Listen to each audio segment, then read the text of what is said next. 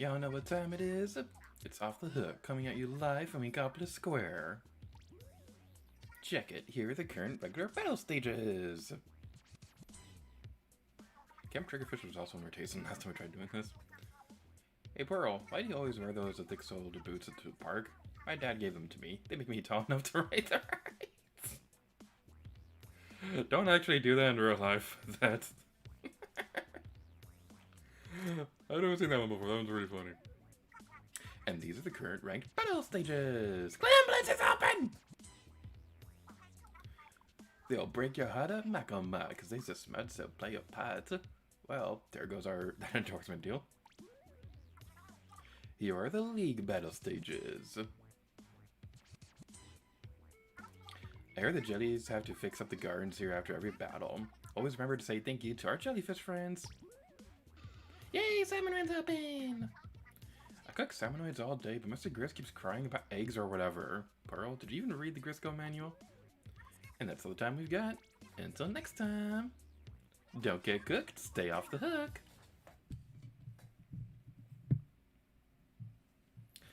Hello, beautiful people of the world, Zagir to you, and welcome to Take 2 of the Splatoon 2 4th anniversary stream. So, just pretend this is 2 days ago for the sake of everything we'll be saying going forward. 4 years ago today, excuse me, 2 days ago, the Splatoon 2 first released on Nintendo Switch, and this is my favorite Nintendo Switch game of all time. So I'm really looking forward to being able to stream this and things like that. Now, we did try this 2 days ago when it was the actual anniversary date, but that stream was kind of a disaster, so it wasn't even worth keeping on the channel. For reasons I don't feel like going into right now. But we're going to be playing through Splatoon 2, and it's going to be awesome. So we're going to be switching back and forth between multiplayer modes. We're going to start off with the Salmon Run, because I love Salmon Run. Salmon Run is awesome!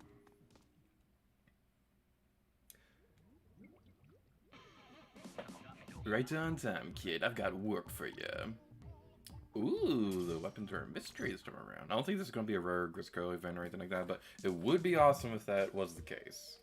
I think the question marks are a different color or something's different about them if it is a rare Grisco weapon event. But if not, it's not a big deal. We already had a video going over those on the Let's Play anyway, so it's not that big of a deal. I do wish they appeared more often, though, because those weapons are really cool, and it kind of bums me out that they don't appear that often anymore. But they're still kind of cool. Marooner's Bay.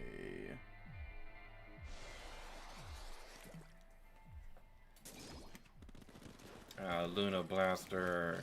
Gross.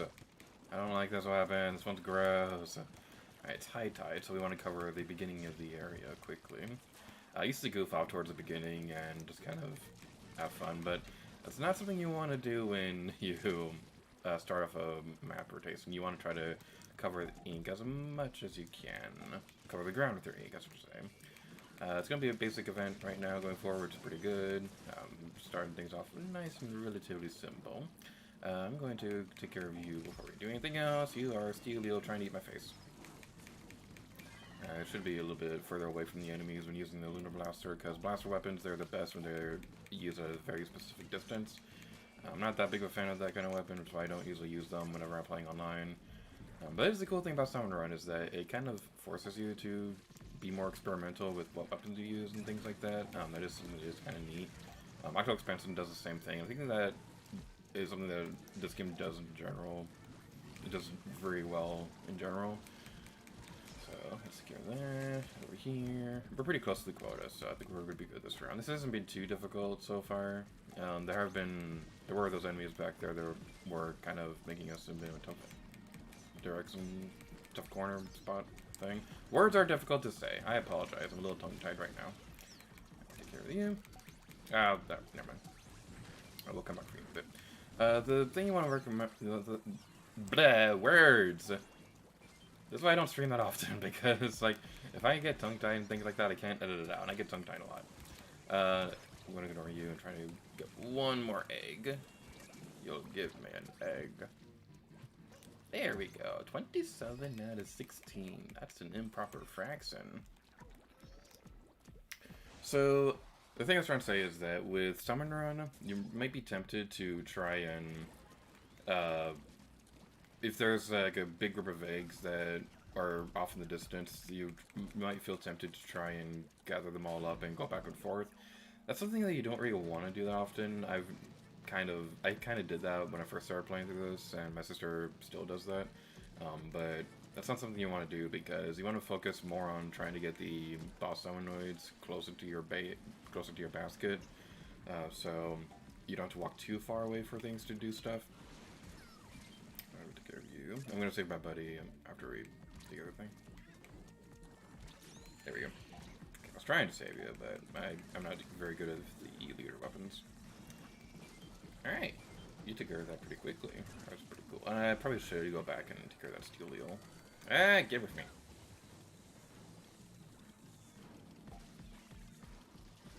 Alright then. I do want to apologize for the stream starting off a little bit later than I said I would. I ordered dinner not too long before starting the stream and arrived a little bit later than I thought it would. So I do apologize for that. It seems like something always causes these things to start a little bit later, and I gotta get better at that. Muting microphone.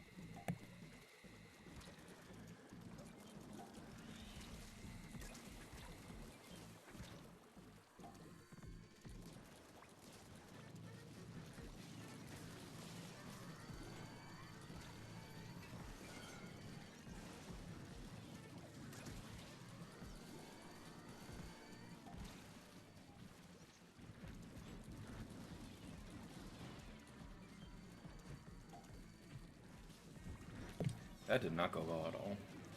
Alright, so that background noise, imagine that, but every few minutes, and that's why I deleted the previous stream.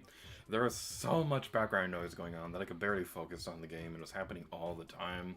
There were dogs barking in the background, there was a car alarm that kept going off.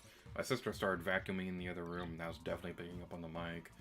And it was just a complete disaster, so I decided to just scrap it and start over some other day. And I feel really bad too, because like, when I was closing OBS and things like that, and I was closing down the stream, after I'd closed OBS, I noticed that, one of my friends had commented, left a couple comments, and I didn't respond to them, and I feel bad for that. But hopefully things will be better this time around. Alright, so we'll play a couple more rounds of Salmon Run, and then possibly move over to, I'm thinking, go back to working on hero replica weapons.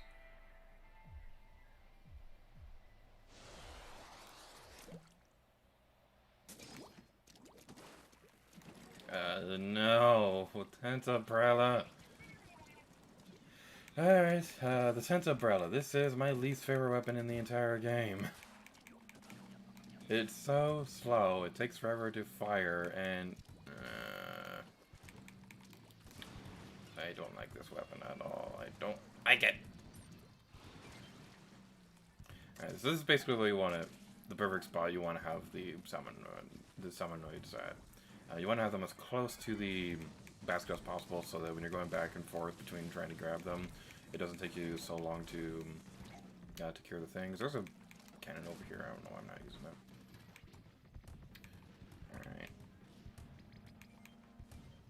Alright. Okay, we cleared up the area over there, so let's go over and grab some power eggs.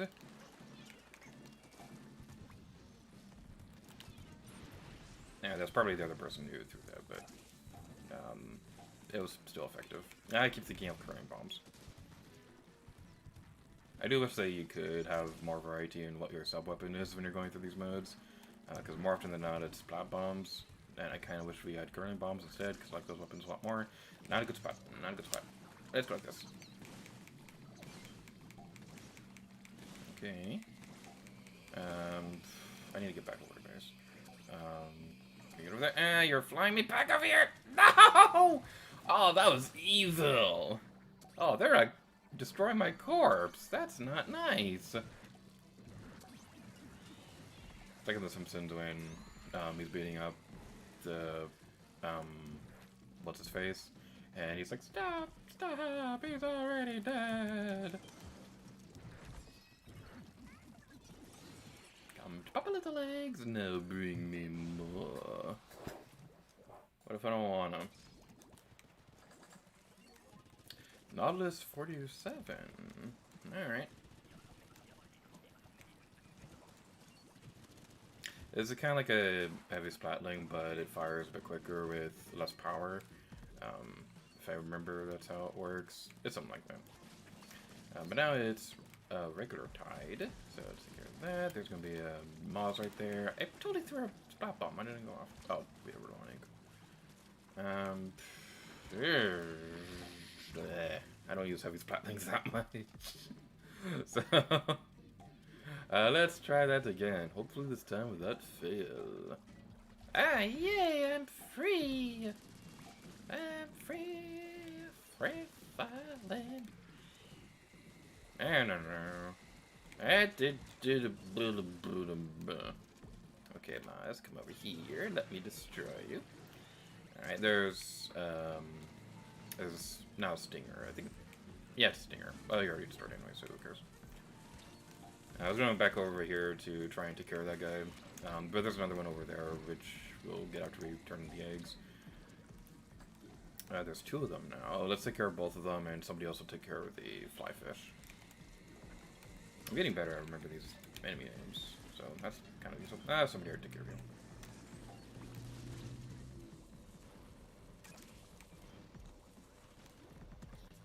Okay, it's over here.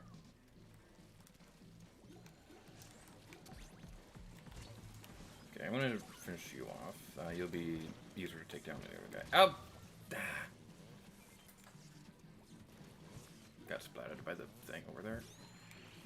Let's destroy you. Oh, the round's already over. Yay! Booyah!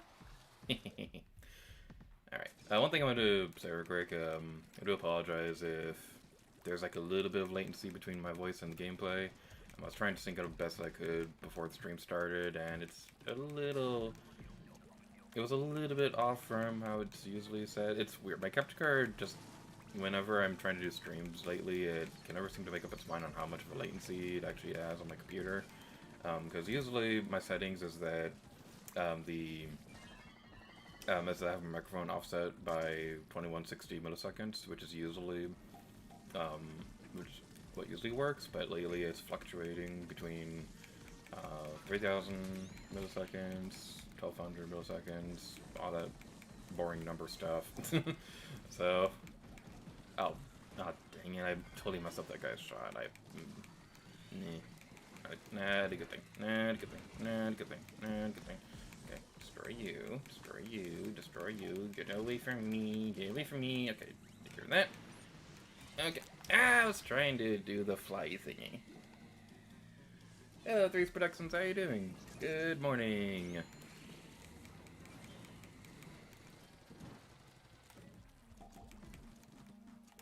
Let's sit over here and destroy you. Ha ha ha ha. Okay, what can we work on now? Let's focus on this. I'm feeling slightly overwhelmed by all the evil stuff, but we should be okay. Alright, we'll definitely be okay, because these power rigs are available for us forever. And we did it! Yay! We just need to stay alive for 3 more seconds. One break. Ah, dang it. Final wave clear! Exclamation point! I love squid parties at the end. These Production says, I'm doing okay. Going through a bit of an art book. What others okay? How about you? I'm doing pretty well. Just ate pizza not too long ago, so that's yummy. The pizza is the reason why the stream is like a little bit late. Because I was gonna start at 9 o'clock, but I was gonna start at 9 o'clock, but the pizza took a little bit longer to get here than I thought it would. So that's why the stream started a little bit later than usual. So that's pretty fun. Did some editing stuff, and that's awesome.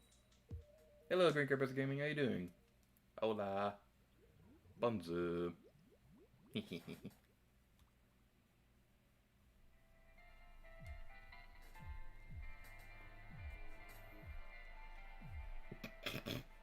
That last one you said, Hello 3. I misread that for a second as Halo 3, like the game. Hello Tide. Whee! this way. Alright, let's get over here. A school of salmonoids is gathering near the shoreline. Alright, and let's head over here. One thing I want to say real quick, because I do apologize if during matches like this I'm not focusing on stream chat out as often as I usually do. Because it's a little hard to read stream chat while playing online multiplayer things. So I'm going to try to read it as much as I can, but I do apologize if I miss a couple things. And there's a mod right there to carry you. That's a really good spot to have that. Ah, give it for me. Steal. I want to get over to the stinger, because that's going to be problematic.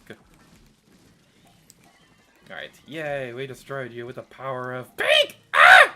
No! Get away from me! Get away from me! Oh, you took care of the stinger. Cool. It's a shame we're not streaming this on Wednesday because of the pink thing. We could have made a Mean Girls reference with the one character who's like, on Wednesdays we wear pink.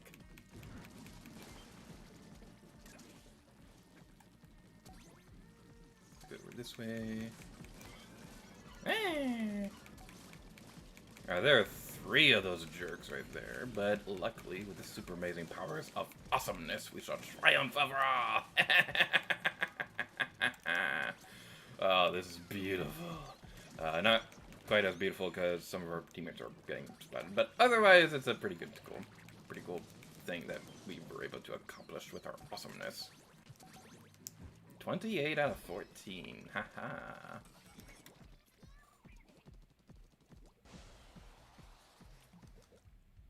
The best things normally come in threes. That's definitely true with Splatoon 3 on the horizon. I'm so excited for Splatoon 3.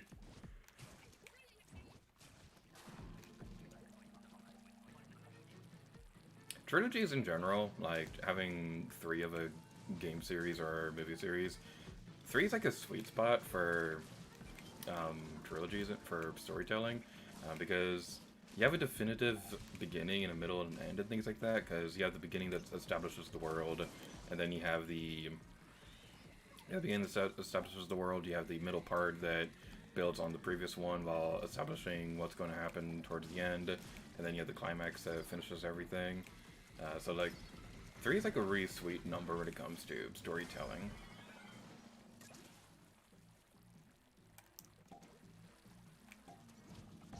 Let's put it this way. That's kind of a reason why I think Marvel, I kind of wish that they stopped the Avengers movies with Endgame, because they had the 3 phases of movies all building up towards the Infinity Stone storyline, and I won't spoil anything for anybody who hasn't seen Loki or anything like that, but it is really cool where they're going to go forward. I'm really excited to see where they go with that, but at the same time, I'm not quite sure if they can ever make a movie that would be like has the same height level as like Avengers, Infinity War, Endgame, because Infinity War, that's like one of my favorite movies of all time. That was like 10 years in the making, and it was totally worth it. So Infinity War is easily one of my favorite movies ever, and I just don't know how they're ever be able to make another movie that will like ever top that. Like, they'll obviously make something someday, they'll probably top it in terms of scale, but in terms of hype levels, I'm not quite sure if they could ever top it. Dually Squelchers, it's going to be high tide now. It's nighttime, so that's not going to be a nice, and it's foggy. I say that like it's a bad thing, and it kind of is, because the fog event can make it a little bit hard to see where everything's happening, but this is also one of my favorite events in Salmon Run because it just looks so ominous with the silhouettes of the boss salmonoids in the background. It's just so cool, and you have these golden ones that appear every now and then. The first time I saw one of those things, I kind of freaked out, and it was awesome. No, that's a thing that I shouldn't have done. Let's go this way. Okay, we did it. It's all good. It's all good. Alright. Okay, staying in one spot is never a good idea in Salmon Run. I was trying to wait for that thing to open back up. Let's save you. You should be okay now. Except I shouldn't be okay because we're gonna die! Ah!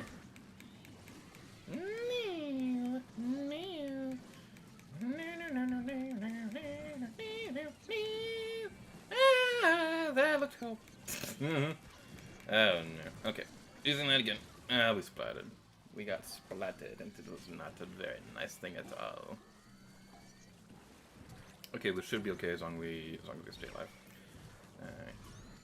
Alright. Okay.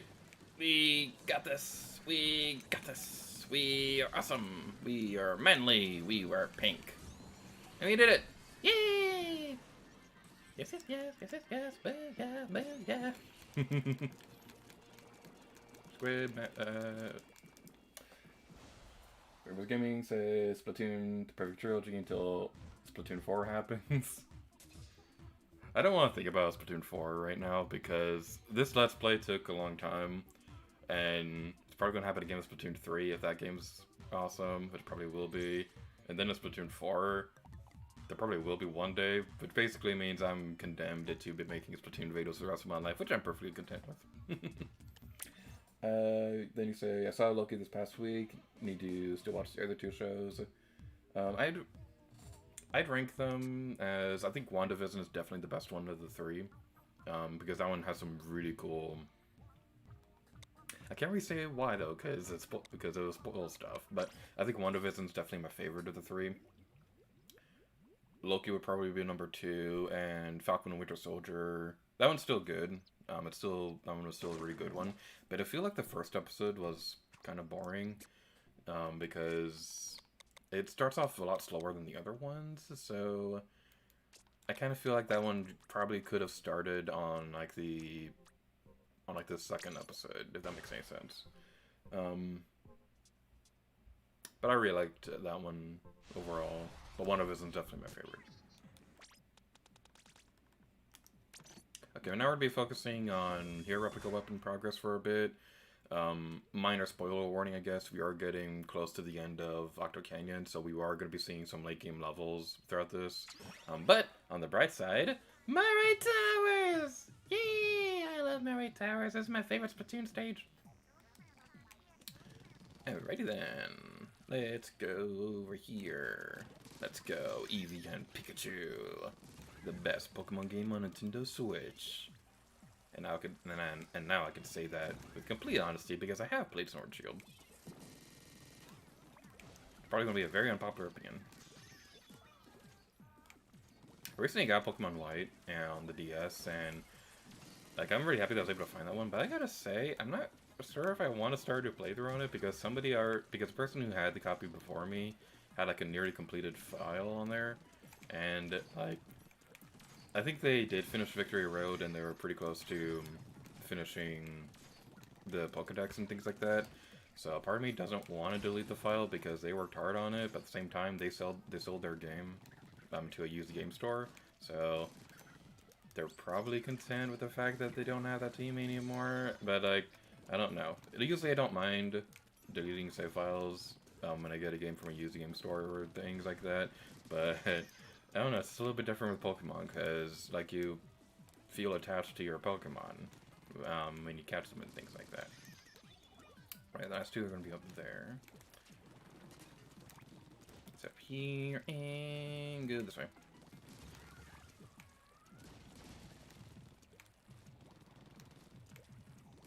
Alright, there's one more that's going to be towards the base. Owie! That hurt my feelings.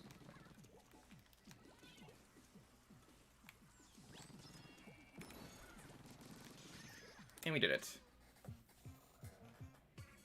Everyone's Gaming says, I sort of agree with the hype limit of the MCU, I just never know, because I am certain people thought the first Avengers movie was the top of all hype until Phase 3 happened. It is very true. The difference, though, with that is that the first Avengers movie, it was a great movie on its own, but then with like the after credits sequence with Thanos, it made it clear that there was a bigger bad guy out there that everything was building towards. And then throughout Phase 2, it started establishing Infinity Stones, which definitely solidified that Thanos was coming. So, like, Avengers Endgame, it ends on a very good note. Like, it does imply where characters could go from here, which could imply where their movies would go. Um, but it's a definitive end on its own, so that could have been a great spot if they want to finish off the MCU forever. Which they're never going to, because the MCU has made like $10 billion over the years. So they're probably going to be making Marvel movies for the rest of our lives, which I'm fine with, because I really like Marvel movies. I'm going to get splatted right now. No, I'm still alive. No, I'm dead now. But I'm sure they'll figure out something with the storyline to do stuff. Trying to be vague as possible because I don't want to spoil Loki because, man, Loki ends on such a good note.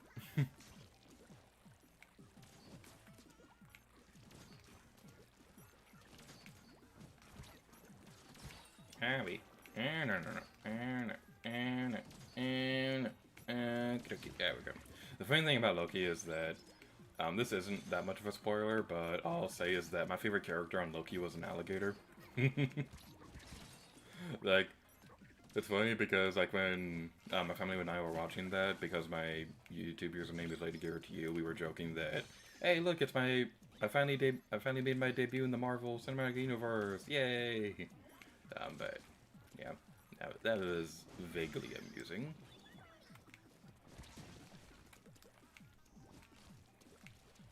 Go back, over here. One more checkpoint remains. I do apologize if this gameplay is a little bit repetitive going through the heroical weapons. Those of you who don't know, if you complete Octo Canyon levels with every weapon,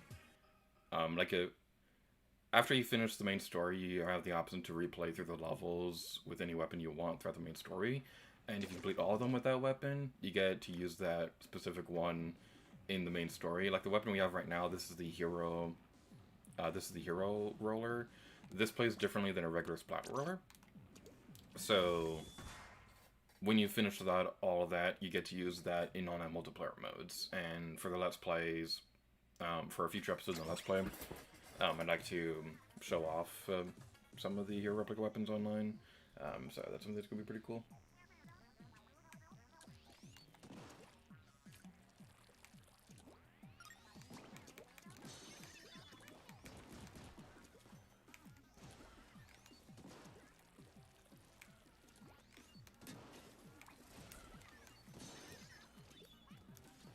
And let's hit over here.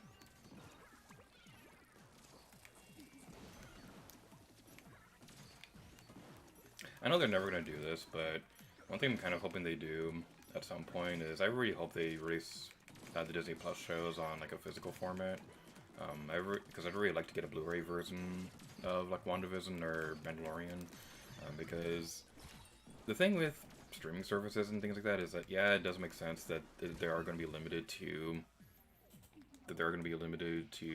their services and things like that. Like, but the thing with that though is that at some point eventually some streaming services are going to shut down forever, and it would be a real shame if the shows that were on there are lost forever.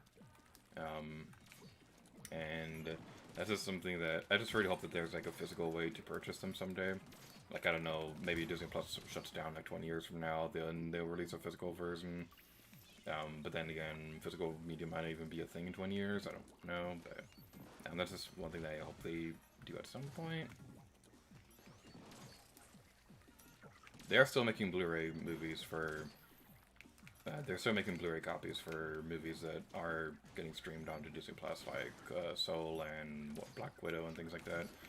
So that's pretty nice. Hopefully that stays a thing forever. I will say I'm not that big of a fan of their premium idea, where movies that come into theaters and things like that, you can pay like $30 to watch them on Disney Plus at the same time they're in theaters. And I'm not sure how I feel about that. Because, yeah, it is a good alternative, especially nowadays when, you know, the thing's going on. But, like, if that movie gets taken off Disney Plus years from now, for whatever reason, then you're out $30 because you paid for it and you can't use it anymore. And it's just kind of not that great.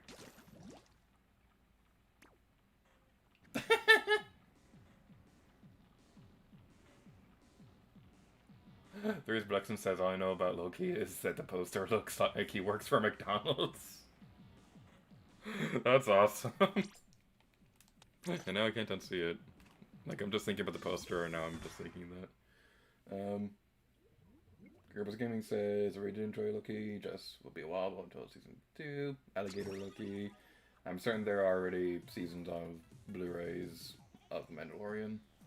I don't know if there are yet, but I hope they do someday, because, like, as someone who loved Force Awakens, I gotta say, Mandalorian is like the coolest thing Disney has ever done with Star Wars. Like, I won't dare spoil it, but the season 2 finale of Mandalorian is my favorite Star Wars moment in recent history.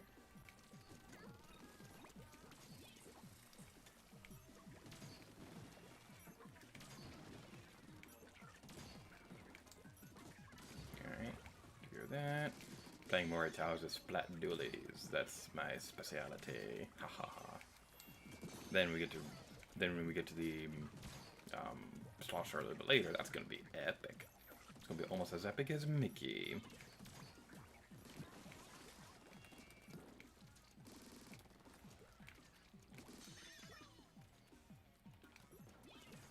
Alright, let's go this way now. How's the audio bouncing, by the way? I know the first time we tried doing this, the audio bouncing was really terrible towards the beginning of it. So is it better now? Is my voice clear? Can you hear the game audio? Is everything awesome?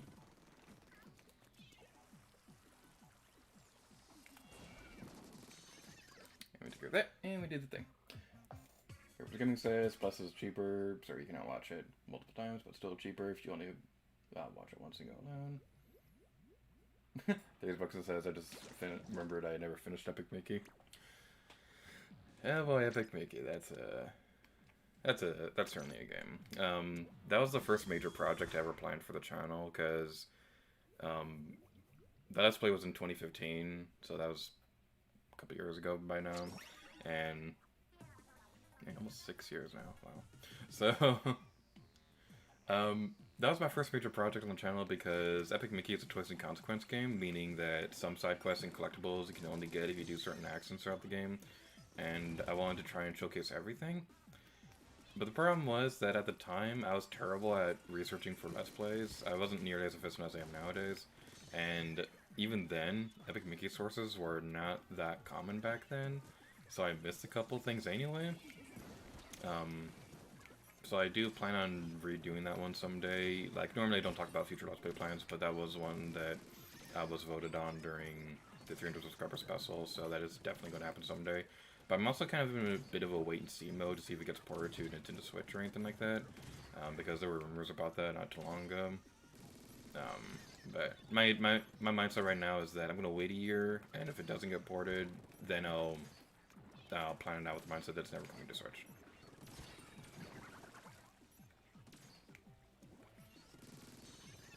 It's still a really good game, though. Like, I've really enjoyed Epic Mickey. I know a lot of people were a little disappointed that it wasn't nearly as dark as the concept art implied it was going to be. But the thing with the concept art like that is that this is a very common practice for video games in general. And not just video games, but also movies, just in general. That they'll use concept art like that to test for dark moments. They'll do that to see what the limit is on how dark you can make something. If you want an example, in Avengers Endgame, towards the end, when a certain character dies, they wanted to see just how much of a limit they could have showing the character's corpse. And so they had different levels of detail on how badly damaged they looked.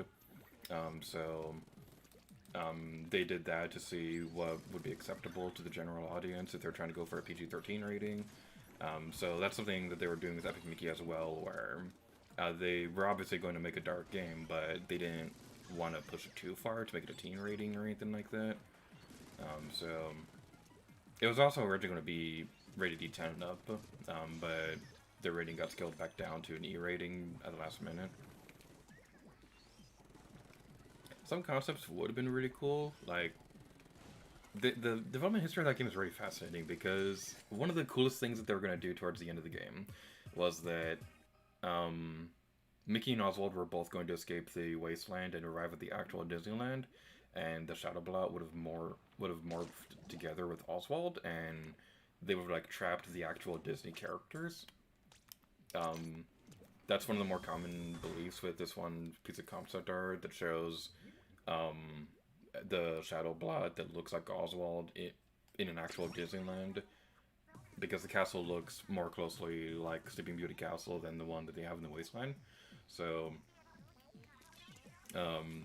this is one of my more personal favorite theories on what was going to happen towards the end.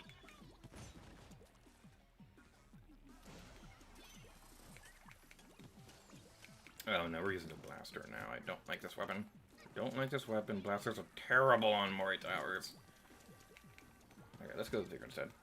A lot of people struggle with Mori Towers. I don't know why. Because it's not that hard to avoid snipers on this stage. If you move around quickly and just try not to be predictable like you would in any other situation, then you should be okay. I've never really had that much trouble with snipers in this game. Of course, as I say that, I take damage from a sniper, but we should be okay. We should be okay. Yeah, we're dead now.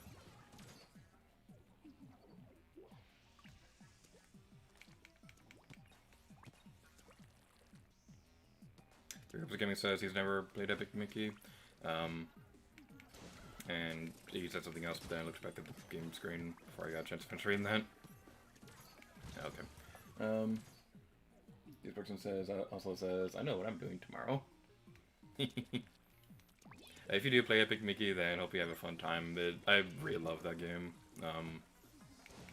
It's like easily one of my favorite Wii games of all time, even after all these years. Excuse me. But yeah, it's still a pretty good game. If you have the ability to play it, then definitely try it out if you can. The kind of annoying thing about that game, though, is that if you're going for 100% completion, you have to play through it 3 times, because there's a pin towards the end of the game, and there's 2 paths for it, and you have to go through that area, and then on the 3rd playthrough, you turn in all the stuff back at the cinema to get the last of the rewards and things like that. So if you're going for 100% completion, you're gonna have to play through it 3 times, that's not that great. What I did during my Let's Play was that I had 2 playthroughs going on at the same time, where one was for the paint choices, the other was for thinner. And during the Let's Play, the main focus would be paint, while the thinner choices would be shown afterwards. But there are some choices where there are 3 options, and there were plenty of times during the Let's Play where something went wrong with the recording session and the game autosaves. So if something went wrong, I had to replay through the entire game again. I did that like 3 times throughout the Let's Play, and that's kind of the big reason why I haven't touched Epic Mickey for a while. Groups Gaming says maybe they port both games together for Switch. It would be cool if they did all 3 of them. There's actually 3 Epic Mickey games. There's the first one, which is one of my favorite games of all time. There's Epic Mickey 2, which I'm not that fond of. I'll get into that in a moment. But there's also a 3DS spin-off, Power of Illusion. And the cool thing about that one was that it was an Epic Mickey spin-off that played like a Mickey Mouse platformer from the SNES called Castle of Illusion.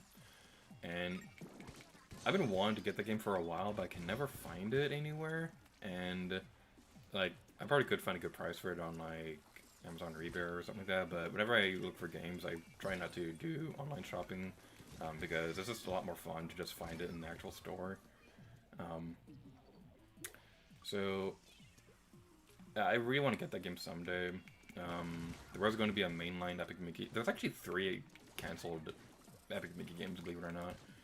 We did a gaming gallery on this, and it's actually the most popular one on the collab channel, but there was Epic Mickey 3, which was going to have a bigger emphasis on it being a musical, and it was going to finish off the cliffhanger from the second game. There's going to be a Mario Kart style game as well, Epic Disney Racers, which is going to be set in the Wasteland, but would also feature other Disney characters, like I think Captain Hook was going to be one of the playable characters. And there's also going to be another spin-off called Epic Donald, which would follow Donald Duck playing through the world. That one is like the one that has like the least information known about it. We don't know if it was going to take place in the Wasteland or not. But Donald Duck was going to be the main character in that one. But all three games ended up getting canceled because Epic Mickey 2 did not do well at all. The problem with that game was that it was kind of a financial disaster because it didn't sell well. It released on too many platforms, and nearly all of them, except for the Wii version, did not run well at all. The Wii U version, that's one that I played. That one was like one of the worst optimized games I've ever played in my life, because you could tell that they were rushing it, because they rushed it last minute to get it released in time for the Wii U's launch, because the other versions were going to release around the same time anyway.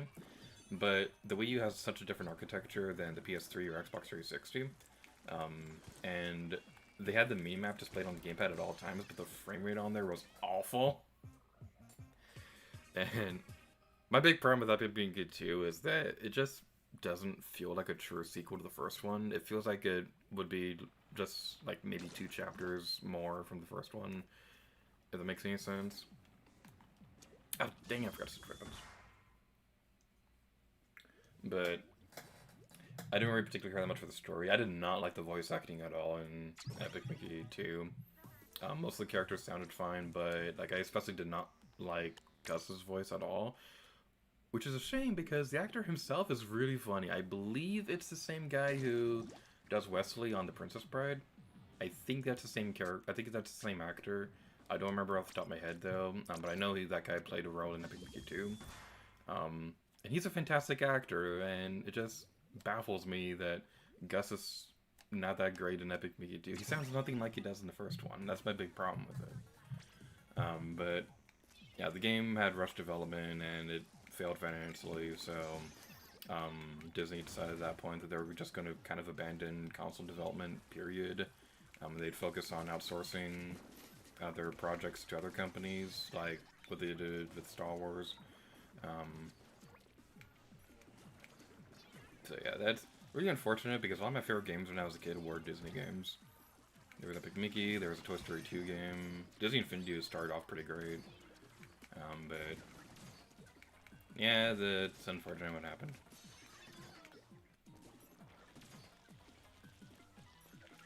I remember one thing that was kind of amusing was that around the same time that I got Epic Mickey 2 for Christmas,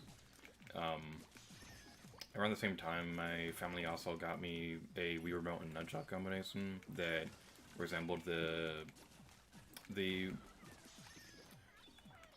was it a Wii Remote? No, it was a nunchuck. There were 2 nunchucks. One of them looked like the paintbrush, and the other one looked like the Oswald's electrical remote from the second game.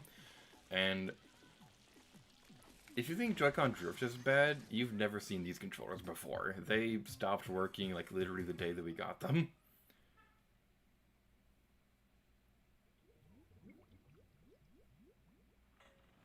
Ace Vexen says, whenever I play games, I don't try to complete them 100%, unless it's Kirby's Epic Yarn.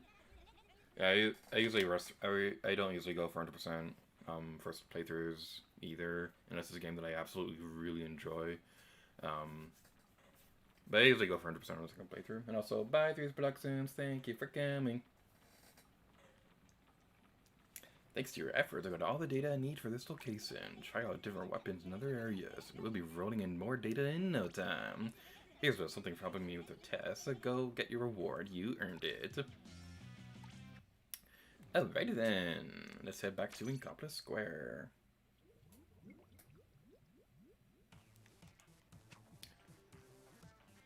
Alright, let's head over here.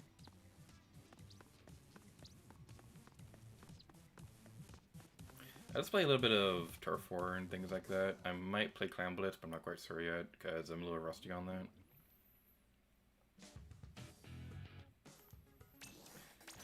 Alright then, let's go. Eevee and Pikachu. I did play a little bit of Pokemon White, because I like exploring save files that are already on there, and Pokemon White is such a beautiful game. I really wish they kept the sprite style with modern games. Like, I do understand why they went 3D, but the sprite work in Black and White just looks so good. Everything's just so animated and smooth and everything. It just looks so nice. It's probably like my favorite sprite work that I've seen of a DS game in general.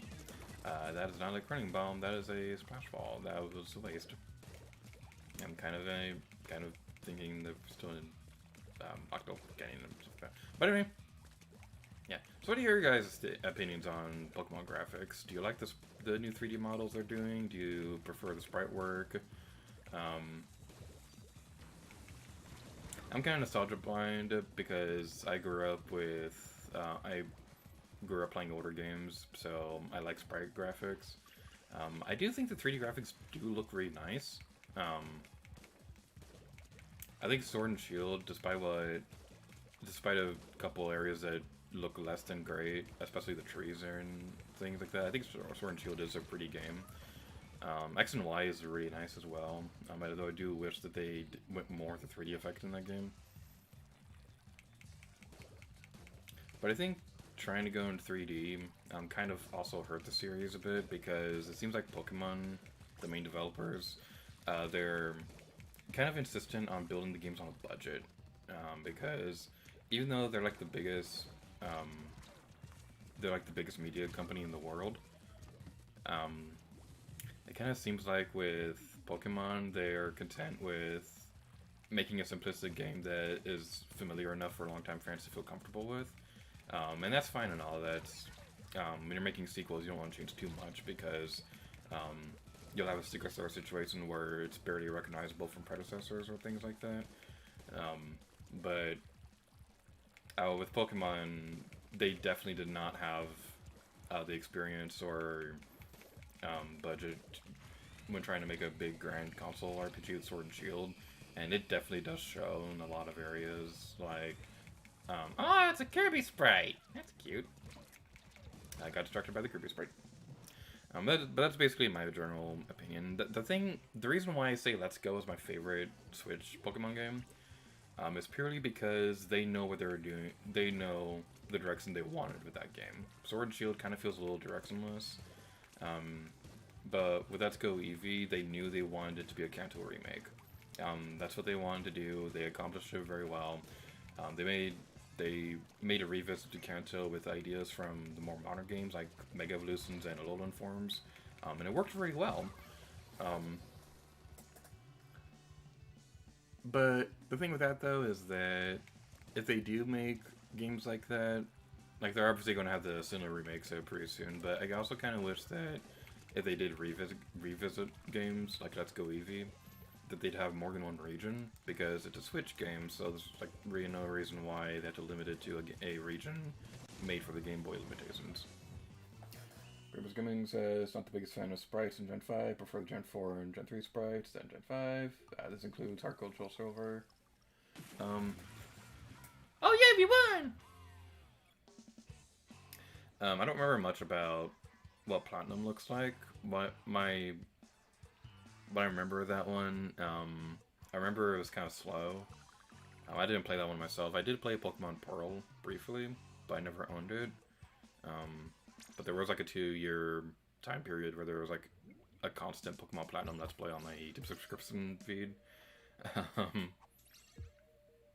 Emerald is a really pretty game, though. I really like that one. It looks fantastic when you're playing it on actual Game Boy Advance. But one thing I will say, like, the only downside from playing through that game the first time on a Co-Star series for the collab channel is that because of the way we're recording that, I'm recording that off my GameCube, which means that the pixels are going to be blown up no matter what. But for me to be able to record it in the first place, I have to convert it over to an HDMI format so I can run it on my capture card and play it on the TV. And so I feel like the sprite work is a little compromised right there, but this is purely just a problem from the way that I'm playing through the game the first time. This has nothing to do with the actual game itself. When I do play the game on the Game Boy Advance, or the DS or anything like that, it looks fantastic. I really do love the art style for Pokemon Emerald. I'm so excited to show the next couple episodes for this series. Pokemon between the... Hey, I know that person. Hello. Sorry, friend notification appeared on the corner of the screen. So, what was I gonna say? Oh, right. So previous recording sessions that James and I did for Pokemon Emerald, I gotta say, of all the projects we've done, I think Emerald may be one of my favorites that James and I have done on the channel before. Because I really love Splatoon 2 and Link to the Past co-op. Pokemon Emerald might also be really high up on the list by the end of the series because there have just been so many great moments.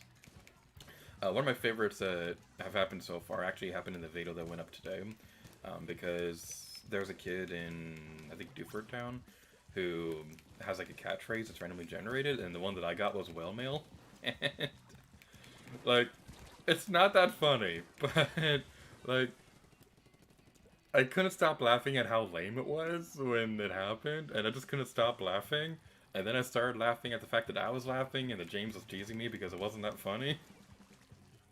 I just loved that moment so much, and man, Pokemon Emerald is so good.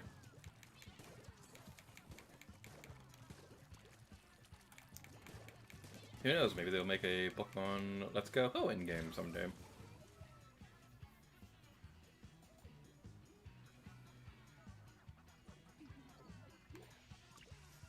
Gamers Gaming says Fire Red, Leaf Green are the best Kanto games. I can see that. I haven't played those myself.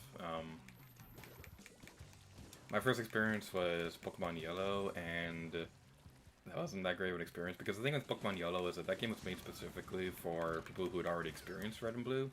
And while it could be a great first Pokemon game for a younger player who's more able to learn things like that more easily, wow, that was immediate revenge on that person's part. I didn't play Pokemon Yellow until I was 18, and the game was. It's not the most beginner-friendly game in the world when it comes to trying to bring in new Pokemon players. So my first experience wasn't that great at the time. I didn't really like that game by the end. But after I finish Let's Go Eevee, I might try a playthrough of Fire Red, Leaf Green, because I do have those games. There was like a sale not too long ago where I was able to find all the GBA Pokemon games, so I have every single one of them, and that's pretty cool. I don't have the boxes for them though, and that's really unfortunate, because I would love to have the Game Boy Advance boxes.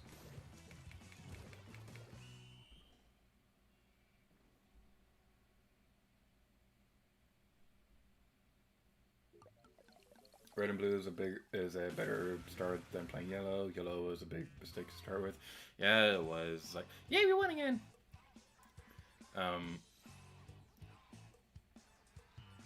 What was I saying? Let's try that. I think the reason why I started with Yellow was because my mindset at the time was that it seems like the third version of a game was like the definitive version. And I saw Yellow as the third version that was the definitive one, so that's the one that I went with.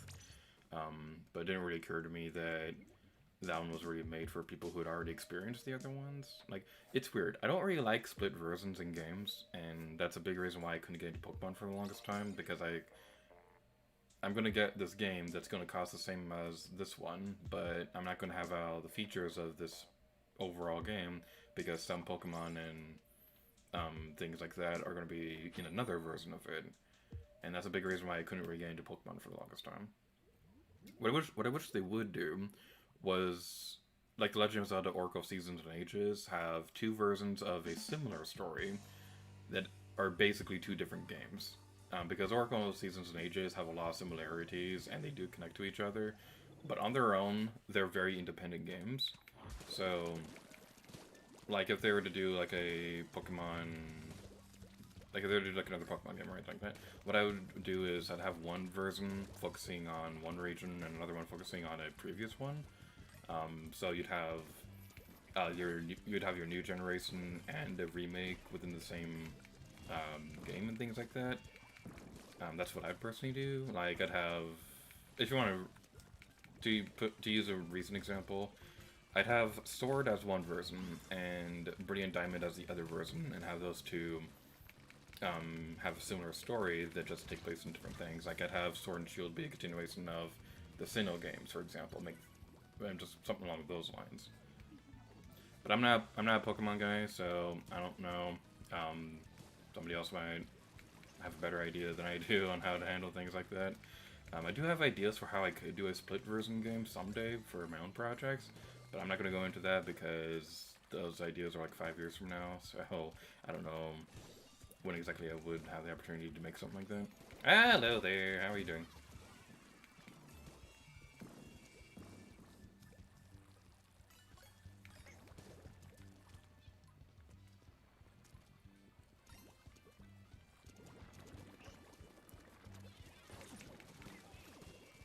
Okay, I was trying to wait for. Okay, there we go.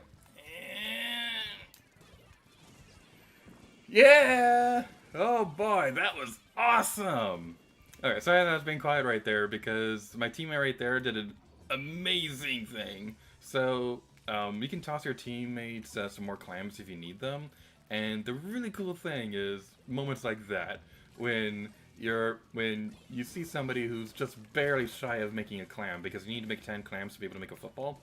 And I had 8, they had 2, so they tossed me the power eggs that they had, the clams that they had, so that I could finish it and be able to throw it into the thing, and oh, that was such a good moment! I love clamplets!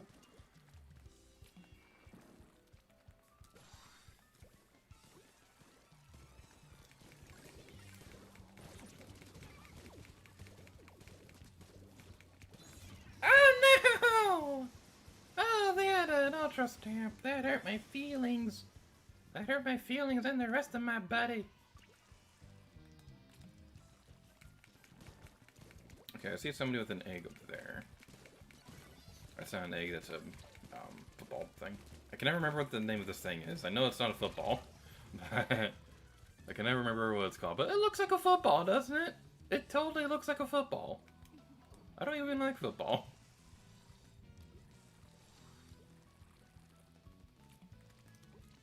Like, seriously, like, this might be a controversial opinion to say, but why is football a big deal? Like, if you're gonna love a sport or something like that, that's fine. Love whatever sport you want. But why is football a big deal? Because football isn't that impressive. Like, I personally prefer things like, I'm personally, if I had to say I liked a sport, I'd have to say, like, baseball would be, I'd say baseball would be my preferred sport, but even then, I'm not even that much of a baseball guy. The only reason why I say that was because growing up, I was able to go to the wide world of sports a lot at the Disney parks, and we were able to go to a lot of baseball games and things like that, and that was a lot of fun. But even then, like, okay, I'm gonna play support for this person to help protect them. Let's follow you.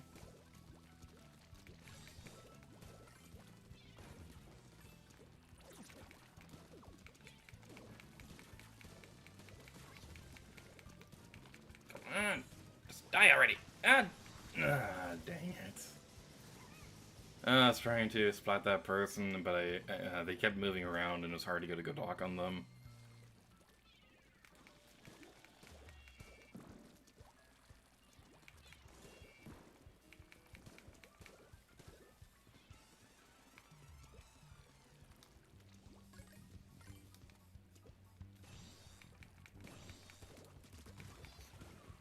There's a nice thing about having the bobbler on this match, is that if you're able to get all 4 bubbles to the opponent, then you can take them out. That's pretty cool. What I will say, though, that we're probably going to see it right now, but the thing I don't really particularly care that much for about Clam Blitz is that if the other team has a football on the field, or they have enough clams to make a football, then it goes into overtime. So you're likely going to have long overtime sessions in Clam Blitz. But over time, you would be able to conquer everything, and it's awesome. And check it out! Hopefully that's enough to push us back to checkpoint. Because I really am hoping to get my Clam Blitz rank up soon.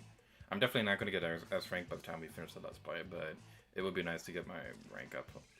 That's not enough to move up.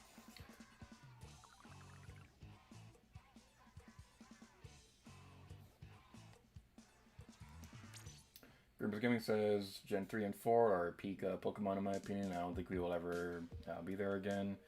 Um, I disagree with that, mostly because, actually I don't really have much of an opinion. In terms of like gameplay, I've heard Platinum is pretty slow, so that's a big reason why I don't really say that would be the peak, but, I think that probably would be a good time frame, though, to say that that was the highest point in the series. I really like X and Y.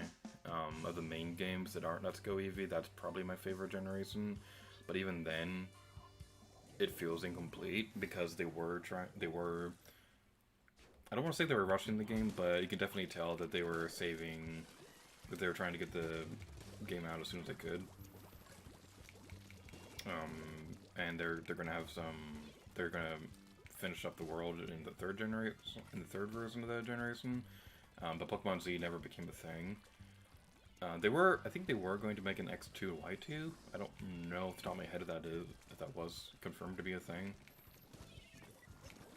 But I think that was part of one of the Giga leaks that happened not too long ago.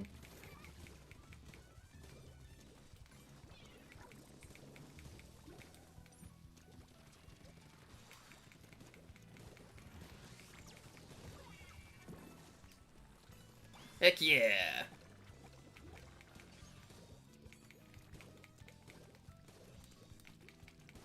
Okay, there's not a whole lot of clams over here, so I'm going to try to head back over to my base to defend this.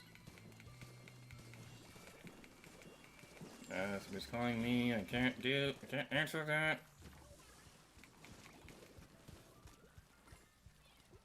We lost the lead. Oh no, that's not good at all. Alright, who's over there? Go away!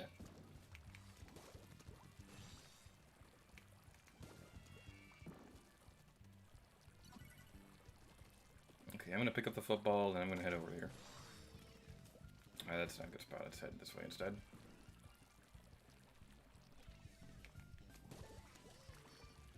Stop calling me! I can't answer right now! God dang it, no!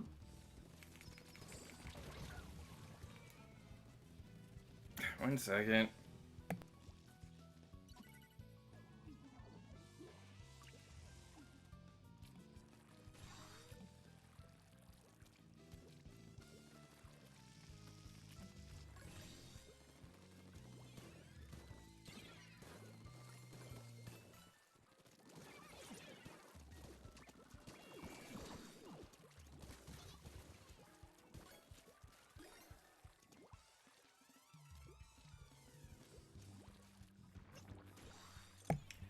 Sorry about that.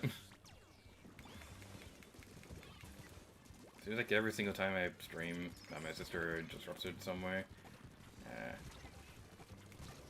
Okay, we're able to make a good lead right there. That's pretty good. Alright.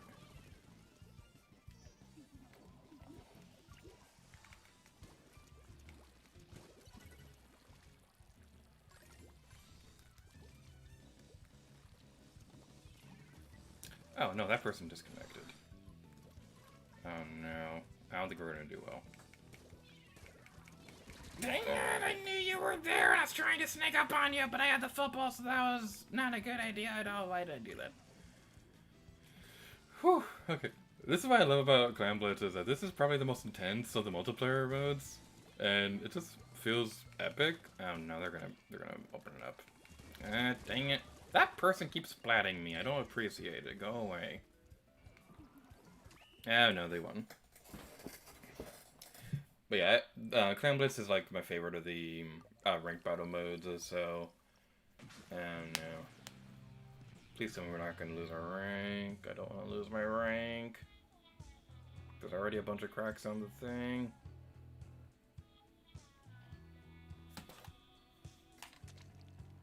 Okay, good. Okay, that's what I really like about this game, is that if somebody does disconnect, then it doesn't penalize the players or anything like that. That's... okay. I need to go on a rant. Super Smash Bros. Has the worst disconnection punishment ever. I really freaking hate it. Because if you're playing online and the other person disconnects, you get punished as well. And if that keeps happening, the penalty and ban for being able to go on the thing is longer and longer. So there was one time where I was trying to play through the game, and I kept running into disconnects because people kept disconnecting when I was trying to win. And when that happened, I got to a point where there was like a 2-hour ban for the other person disconnecting, and oh my goodness, that was... Smash Ultimate's online mode is awful.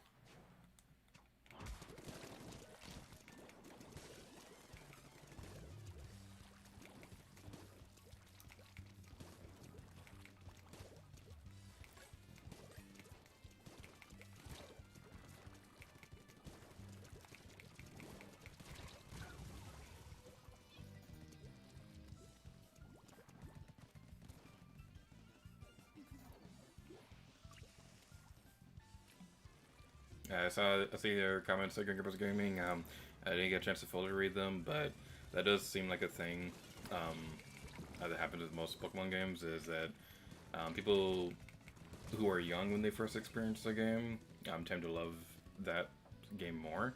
And that makes a lot of sense because nostalgia love is certainly a thing. But I'm trying to... let's head over here. I'm gonna toss a 2 with you guys. And you got splatted. Great.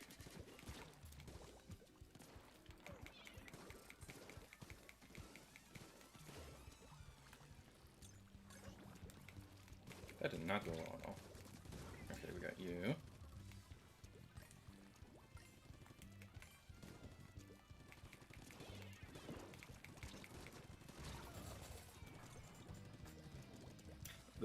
That mindset of being younger and liking that game more because you were younger when you first experienced it, that usually applies for most games, but I've also noticed that that doesn't really particularly apply for Paper Mario that much, because you'd think that there'd be a younger generation who first experienced that Sticker Star when they were kids who like absolutely love that game, but even then, I'm noticing that some of the people that I talked to who were really young when that game came out, that they didn't like Sticker Star when they were a kid.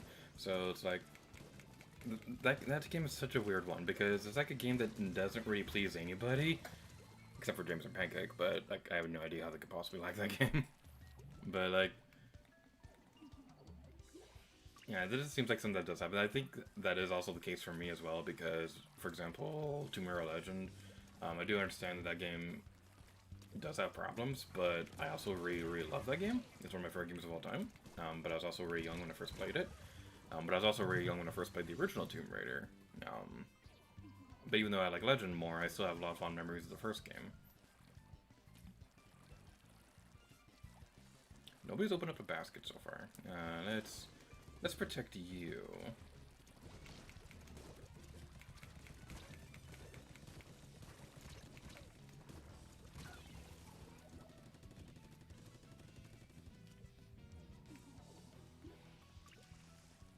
Yeah, this seems like one of those matches where like nobody's able to open up the basket or anything like that.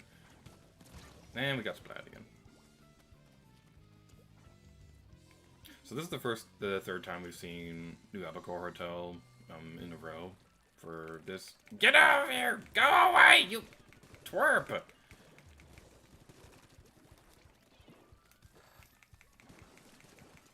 There we go. At least we prevented the second one from going in there. Footballs usually offer a lot more points than the regular.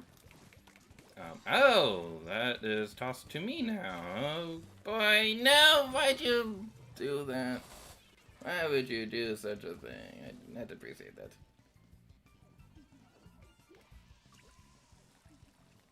Why would you do such a thing? No, get out of here.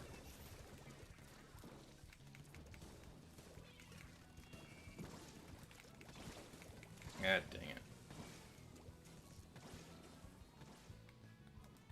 This is not going well at all.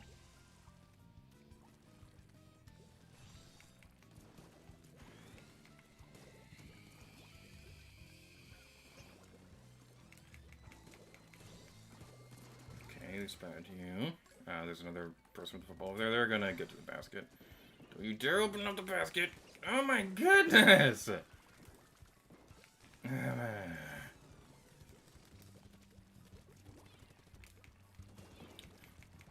That's one thing I don't like about Clam Blitz on this map specifically, is that if they're trying to loop around that way, it's a kind of a pain to catch up to them. We're not going to win this one, but hopefully the basket can close in time for us to do the thing. Come on, open up the thing.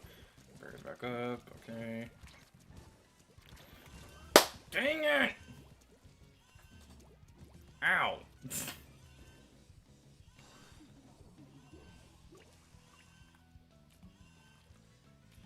Yeah, we can do this, we can do this, we can do this, we can do this, we can do this, we can do this, we can do this, just stay left, stay left, stay left, stay left, stay left, go this way. Dang it! What even happened there? We still had the football and they didn't even open it!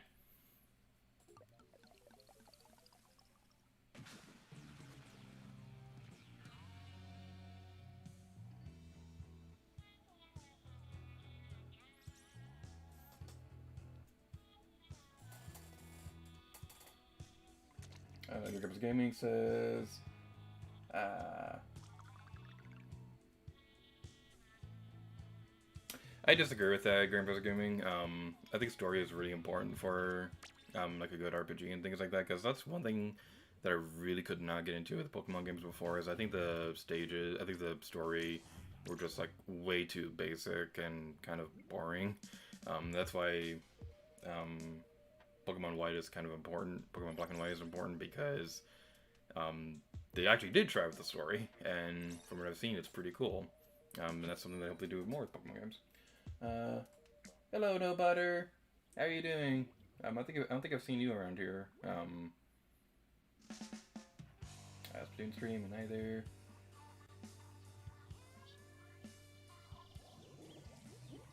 I like this map. I can use Squid Beaks as much as I want. Yeah. I usually like New Albacore Hotel, it's just that that was a particularly rough match. So, we might try again in a little bit later, if I feel like it, but my goodness, that was rough. But like I said, I don't particularly care that much for that one on Clam Blitz, because trying to catch up to people when they go around the one area is kind of a pain. But most of the time I love Clam Blitz. Clam Blitz is very fun, especially on stages like this one or Mori Towers. It's usually my favorite multiplayer mode. Or my favorite ranked battle mode, I should say.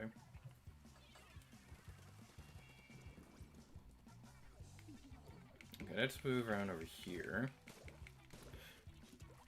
So one thing I really hope they do with Splatoon 3, I think I mentioned this before, excuse me, I think I mentioned this before on previous streams, is that I really hope that they have more stages open at a time, if they do stick with the stage rotation system, because how it's always worked is that in the first Splatoon game, in both games I should say, they have the regular battle open and a ranked battle, and then they have a second ranked battle open that's only playable if you're playing with friends, and that can work, but the thing is there are 4 ranked battle modes available now. There are Spot Zones, Tower Control, Rain Linker, and Clam Blitz. So, what I really hope they do is have at least two ranked battle modes open at a time, and those rotate, and have the second ranked battle mode not limited to just friends. So you'd have your regular stages and all that fun stuff. I'd also wish for like more stages in general to be open at a time. Like let's say Tour 4 is always available, and there's 2 ranked battle modes, and in each mode there's 3 stages in rotation each.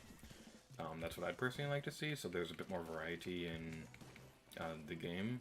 And they already have that programmed into this one, because they had the Shifted Station thing happen during Spyfest. Why did I do that? Okay, maybe I'm going to switch weapons between this, because I keep thinking I have different sub-weapons and specials. We might switch either to the Octobrush or the Dark Tetra Dualies. Okay, while you guys are... Hey, you get away from me.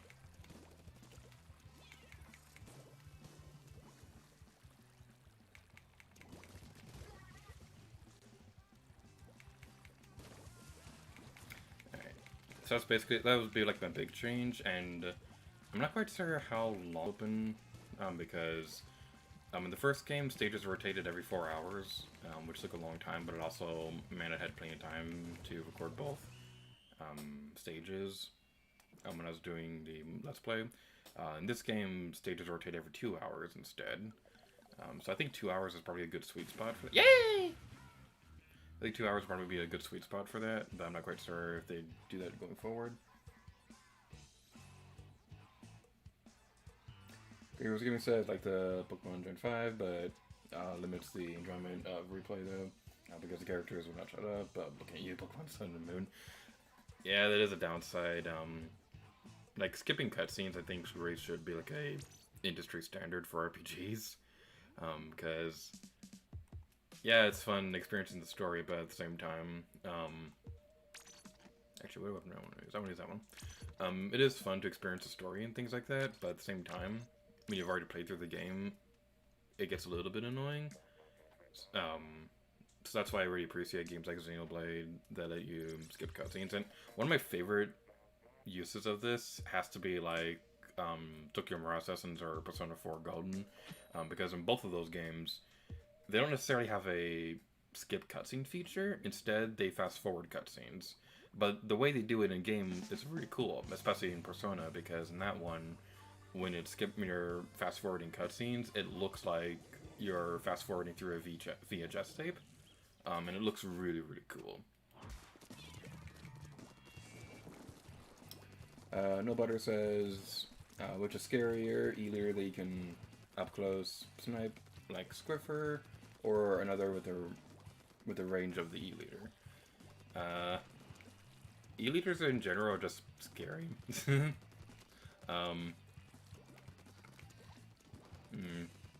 I see the long distance E-liter thing, because I can handle weapons up close, but a sniper weapon is usually my weakness when it comes to this game. So I'm terrible at going up against snipers, especially on stages like this where they have balconies like that, which leave you wide open. I really wish I had a curling bomb, but I don't have one of those. And we fell down there. Okay, that's kind of cool. I'm gonna sneak up on you.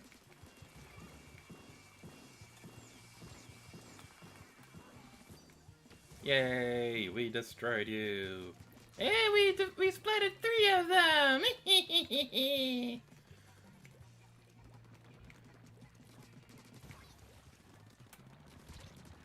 What I really love about the Dark Tetra dualies is that you can dodge out of the way of them, and this one specifically, you can dodge like 4 times in a row, so it's really fun to mess with people, and the downside is that the weapon itself is a little bit weaker than the usual dually, but that's something that...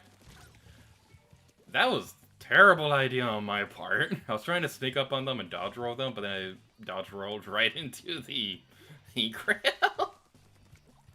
That was a terrible idea. Why did I do that? Alright, let's never do that again. Anybody who's watching this, now you know the most valuable trick in Splatoon history. Never dodge roll into a Negro to sneak up on people. The gates are down. So now it's a little bit easier to get across the 2 areas. Let's sneak up on you. Owie. I deserve that.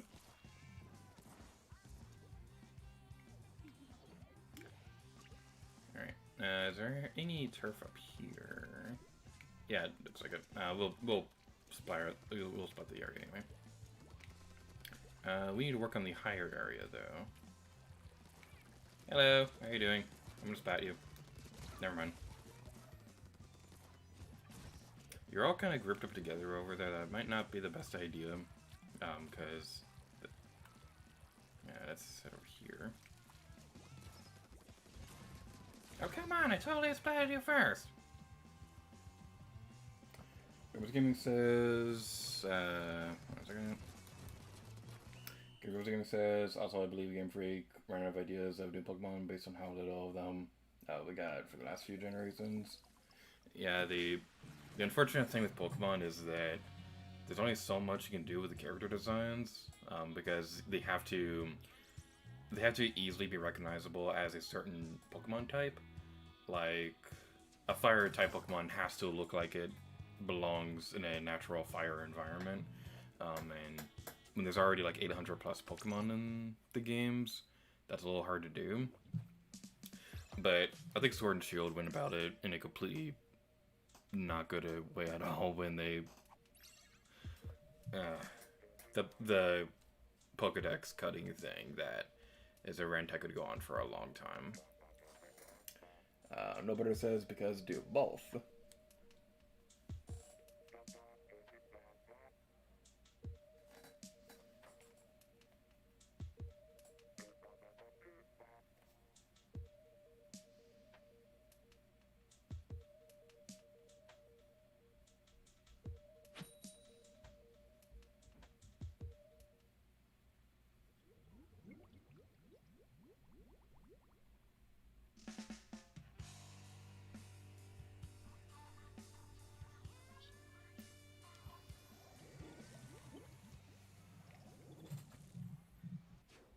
Woohoo world! I love this stage.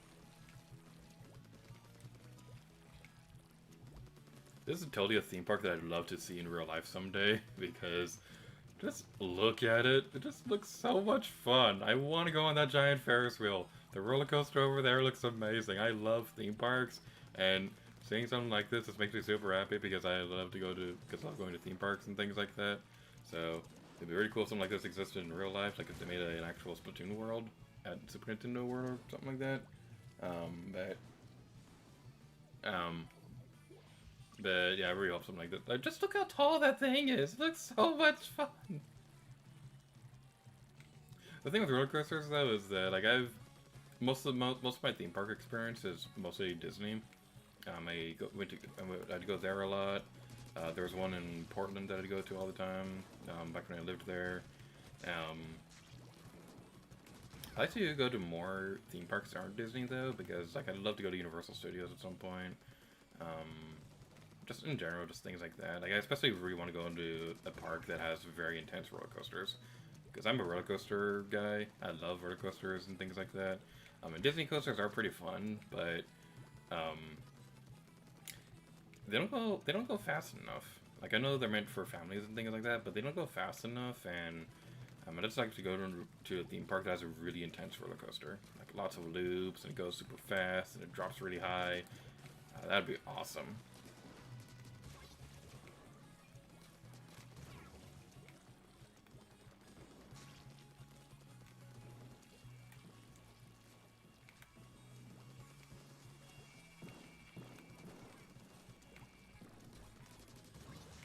Hello, I'm gonna spot you.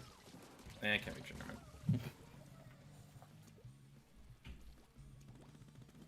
Hello, big manipulator, how you doing?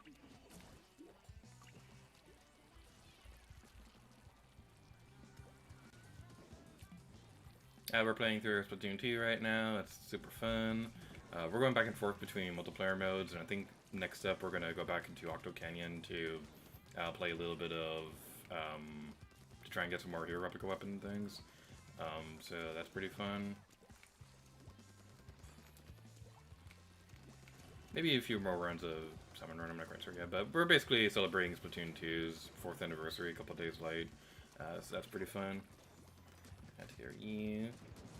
And since we have Splatoon 2 on the mind, I am happy to say that hopefully the Let's Play will get started up again soon. Because I know it's been a couple months since the last Splatfest episode, and I was hoping to have those uploaded on a bit more of a regular schedule. There's a lot of behind-the-scenes stuff that kind of prevented Splatfest episodes from happening, but there's a lot of things that were going on behind the scenes that I can't really talk about right now, but hopefully Splatfest episodes will pick up pretty soon. I'm really hoping to have them started up by September. That's my current goal. I'm hoping we can have them uploaded on a regular schedule because there's 12 episodes left. And it'd be really nice to have them finished before Splatoon 3 comes out.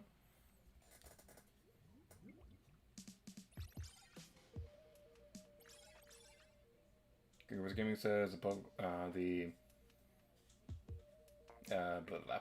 Garbage Gaming says the Pokedex cut is proof of how far Pokemon has fallen since the DS days. I did really enjoy Gen 8, but I lack so much of it for a $60 game. Yeah, that's one thing I really, really do not care about with Sword and Shield, is they're fine games on their own, but you can really tell that they were kind of rushing those games. And there's really no reason to, because Pokemon is literally like the highest grossing media thing in the world, so they really had no reason to limit the game so much. And like, the thing that really annoys me is the Pokemon themselves that they end up cutting, because it sounded like, oh, maybe we won't have a few Pokemon in the game, no big deal. No, they cut half of them. They cut more than half of the Pokemon from the game, so they did that. And like, I know previous games and things like that, when you were catching them in the wild, you usually could only catch the new ones anyway, but it was different with this one, because this was the first time where you just could not transfer them at all, period. If they weren't in the Pokedex, they couldn't be in the game at all, which was really, really lame, because around that time, they also released the Pokemon Home thing, which you have to pay for. And I know Pokemon Game, you have to also pay for Pokemon Bank, but with Pokemon Home, currently, until Brilliant Diamond and Shining Pearl come out, or Legends Arceus and things like that, Pokemon Sword and Shield is pretty much the only Pokemon game that you can transfer them to at this point, besides Pokemon Go. But it's just really baffling, because they even cut Kanto Pokemon when they had all the Kanto Pokemon already in Let's Go Eevee and Pikachu, so there's literally no reason to cut those ones. And it just seems like, it just seems really terrible. I'm not even a Pokemon guy. Like, I like the games well enough, but it just seems really terrible that you have two games that are $60 each to play the two versions, and then you have $30 DLC for both of them, and then the only way you can get Mew into those games without transferring or anything like that is to have a Pokeball accessory.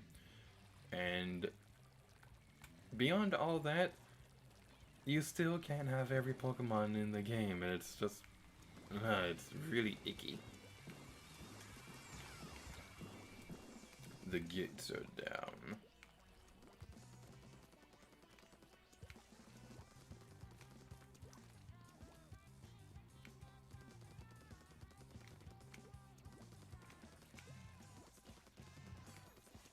Sorry if I'm not reading the stream chat as much as I'd like. I'm trying to look over it right now, but it's hard to do that while playing a multiplayer game. Let's start over here. That's where I want to go. Let's take care of you.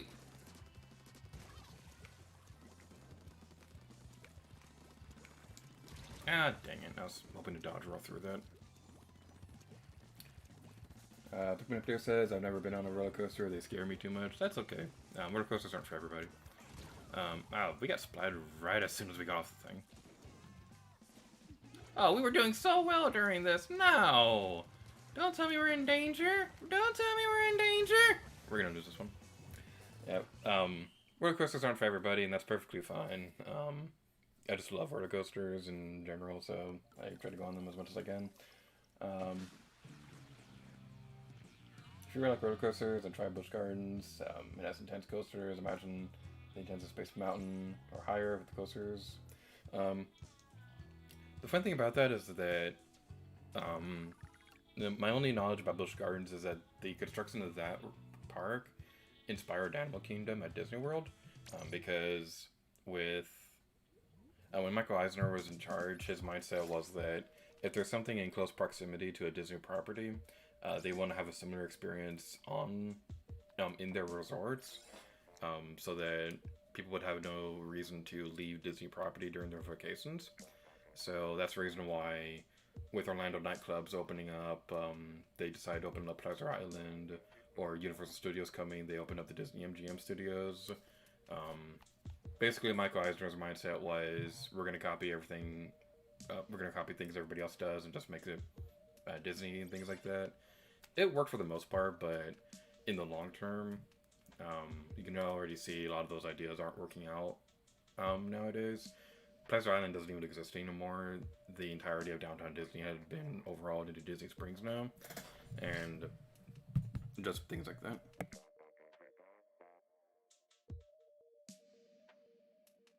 No Butter says, I want to join you. Aw. I can open up things in a moment. Are you on my Switch friend list? I don't remember. I could type the friend code thing in the chat after this is over. But yeah, if anybody wants to play along, if anybody wants to play, then we can do that.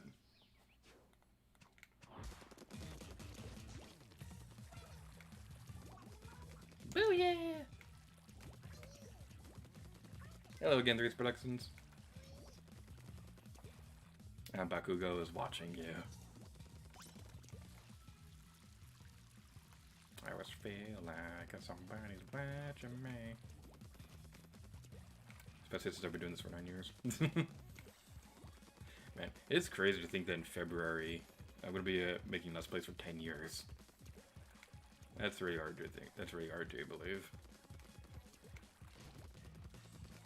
It's funny because when I first started doing this, I wasn't sure how long I would actually go for, because I had a lot of ideas for what I could do, but I wasn't sure if Let's Playing was something I'd enjoy in the long run. But like 9 years later, I'm still doing it, and there's no plans to stop anytime soon. So yeah, I like making Let's Plays. Here you. Sorry, Link, I didn't want to splat you. Your games are awesome, but you're also on the other team. The main thing about this stage is that the base, the starting spawn point, is like right in a corridor where it's easy to pick people off if you have somebody on this side, and it's just absolutely brutal if you're playing against a team that spawn camps. This and Port Macro are like two of the bigger stages for spawn camping. But the difference with this one is that Camp Triggerfish is actually good.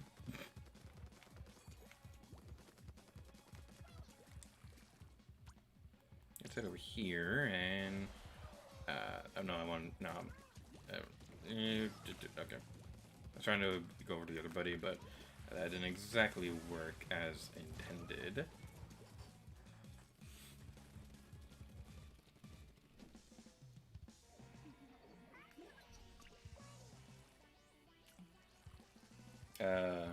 My brother says, yeah, I was looking away from the thing in a suddenly different area.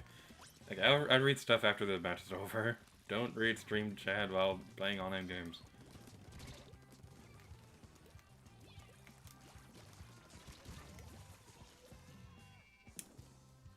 What? No. The connection's not unstable. What? No! We were doing so well! We were doing so well!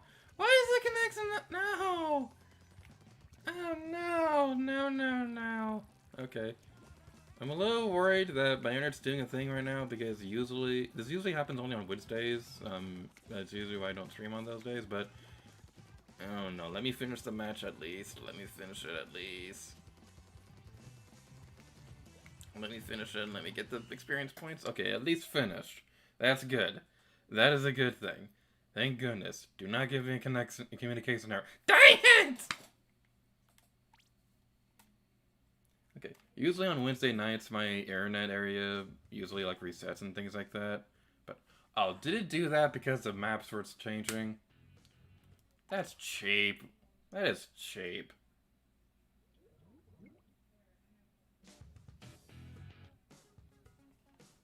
Schellendorf Institute, Sturgeon Shipyard, and... No Tower Patrol. No Tower Patrol. Clan Blitz is in League Battle, though. That's pretty cool. Alright, so we're gonna... Okay, this is what we're gonna do. We're gonna switch over to this real quick while I pull up the friend code thing.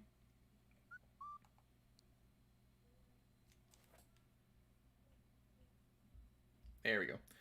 So that's my Switch friend code if anybody wants to play alongside, but you're not on the thing yet. That's what we'll be doing. We're gonna leave this on screen for a moment while I look over stream chat. Great Gaming says, yeah, I don't like roller coasters either. I think for me it's a height thing. I also don't like pitch black darkness or the upside down noob. That makes sense. The fun thing about Space Mountain is that roller coaster isn't actually all that intense at all. It's a very simplistic and very compact roller coaster if you look at it with the lights turned on. But because you're in darkness and you can't actually see where you're going, it feels a lot more intense. It's like that one thing in video games where if you have any sort of time limit on a puzzle, it amplifies the difficulty of the puzzle arbitrarily, artificially, I should say. Um, for example, Paper Mario: The Origami King, that's not a difficult game at all, but because they have a time limit on the battle mechanics and things like that, it feels a lot more stressful trying to figure out the puzzles, and that's where the difficulty of that game comes from. But then there's a way to work around that because there's a way you can pay for more time and things like that. The difficulty of that game is weird. Three's Production says your streams have good vibes. Oh, thank you. I really appreciate it. Pikmin Player says everyone left. You win by default. The butter says internet went brr. If you look at stream while playing, you become Dr. Strange's sidekick. No butter says okay, now sending it. The reflection says I once went on Space Mountain by myself and it was horrifying. Yeah, my grandma tells a story that first time she went on Space Mountain, she was pretty sure that by the end of it she had like indents on the metal bar that you hold on to. that was a pretty fun thing. But okay, I'll tell the story after we're done with the thing. Let's head over here. A friend request.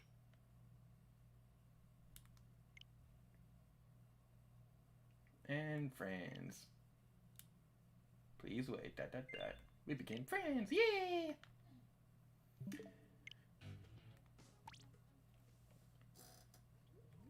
Alrighty then. So we're gonna go into a lobby real quick. Another friend request received.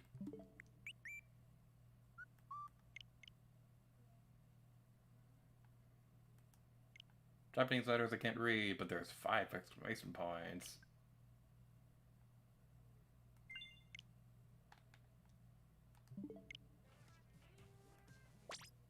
Alright, that's it. We're going to head in the lobby.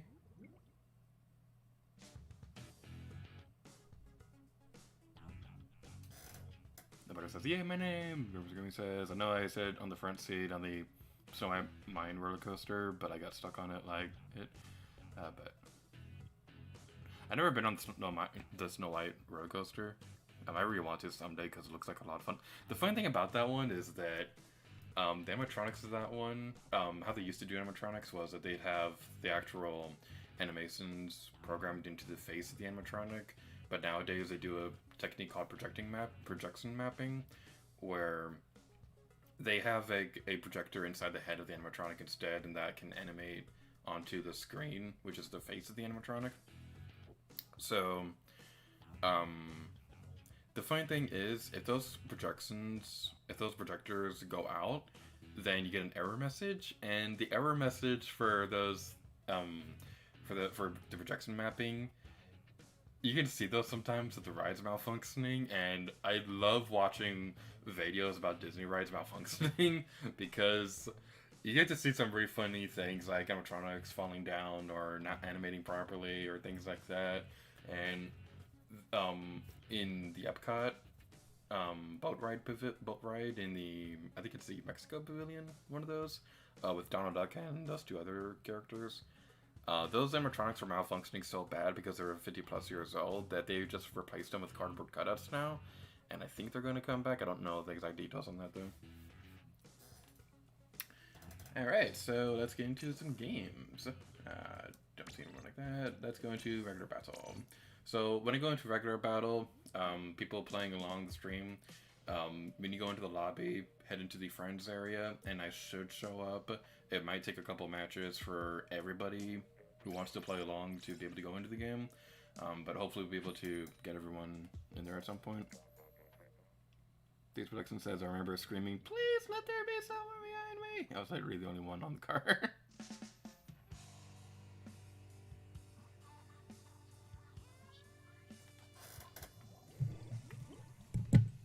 Schellendorf Institute. I love the stage. So, a fun story with the Let's Play. So, whenever I'm recording a Let's Play, I usually do test recordings, and these usually help me get into the groove of recording again, and help me know what's going to be like to actually do the videos themselves, because Let's Playing, it takes a lot of work and things like that, since I'm going to be recording for the next couple months, I want to know that I'm going to enjoy recording and things like that. So with this game specifically, there weren't really a whole lot of test recordings because I already knew well enough in advance that I was going to enjoy Let's Playing this game. So I wasn't quite sure how I'd feel doing the online modes with live commentary. So during those first couple episodes, those online matches were usually like test recordings for how I'd be able to handle online modes. And there was this one match that happens in episode 2 where it's this stage in Turf War, and we lose by 0.1%. And when that happened, I was like, okay, this was too good. We're going to have this in the video. So that's something that was pretty fun with that Let's Play.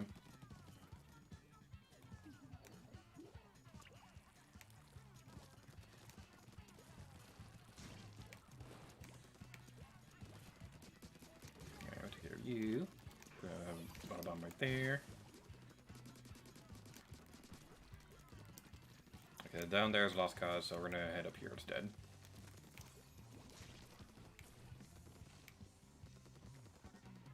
We have a splash down. We can use whenever we need to. Let's head this way, and we're gonna try to take the center. Let's sneak up on you and use that. That didn't quite work the way I was hoping it would, but hopefully it was able to make something work. Hopefully, I don't know what I'm trying to say, but I'm trying not to speak English. Darn it.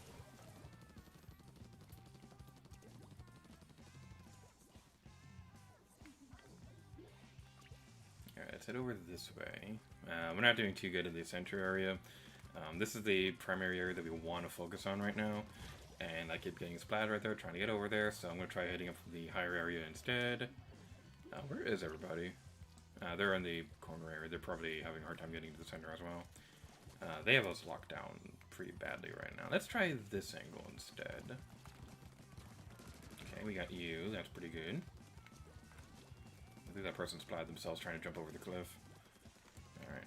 We're probably not going to succeed this time, but it's always worth trying stuff. Yeah, I was trying to splash down. The gaming says none of these stops on Manson ride for a few minutes when mid-ride I was face backwards or going downhill. Face Protection says, hey, that was a pretty good meme present.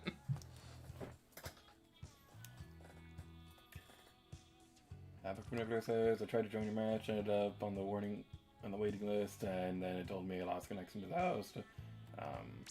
Are going to end up with the connection error soon? Apparently not, maybe it's just me. Okay. Go back to the Space Mountain thing real quick. One thing I gotta say that I absolutely love about Space Mountain, that, hey, I recognize those people! Yay! The funny thing about Space Mountain is, the one they have in Disneyland Paris, that's my favorite roller coaster Disney's ever made. Because the Space Mountain in that one, it launches you to the top. It starts off outside and looks like a canyon from the Jules Verne novel, the Jules Verne space novel thing. I'm completely blanking on the name right now, and I feel very bad. From the Earth to the Moon.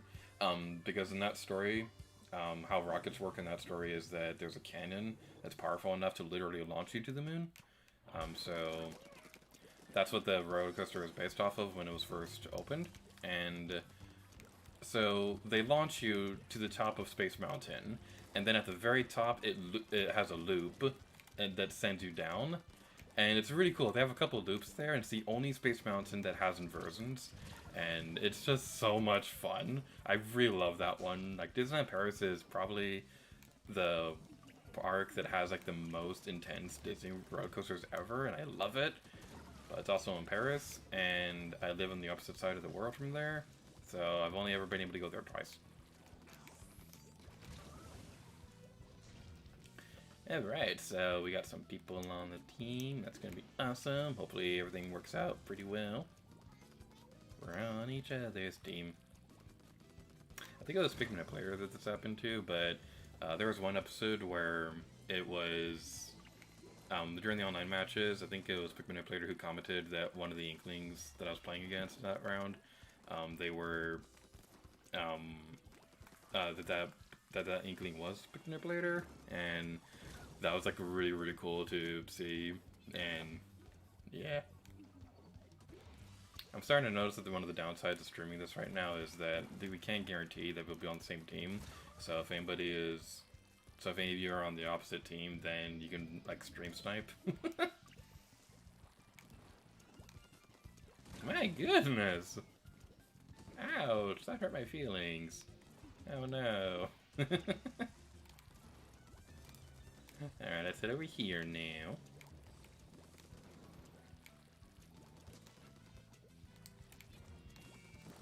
You.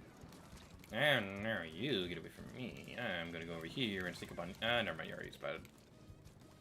I had a whole revenge plot and everything. I was gonna monologue about revenge and justice and all that crap. Ah! No! Ah!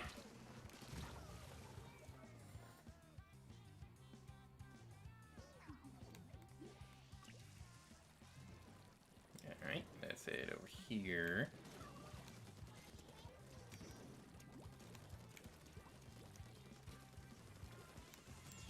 No, oh no,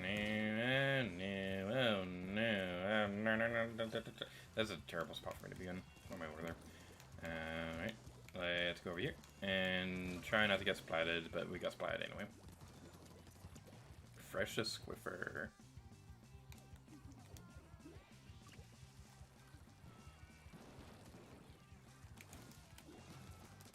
Yeah, we couldn't get you.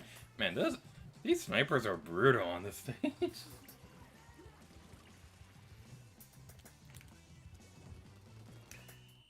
Grippers Gaming says, oh man, I would never go on that version. Yeah, it's by far the most intense roller coaster Disney's ever done. Universal has the Hulk ride, just 7 versions. Ooh, that sounds awesome. I think the Space Mountain in Disneyland Paris only has 2. There's the corkscrew towards the top of it, and then it does one more on the way down. The really cool thing was that last time I was there, they had a Disney theme for it. It was Hyperspace Mountain, where it had the Star Wars theme playing as you were going across the ride, and like it was just so cool. They had like starships everywhere, and during one of the corkscrews, they had TIE fighters going by you firing the laser blast. It was so awesome.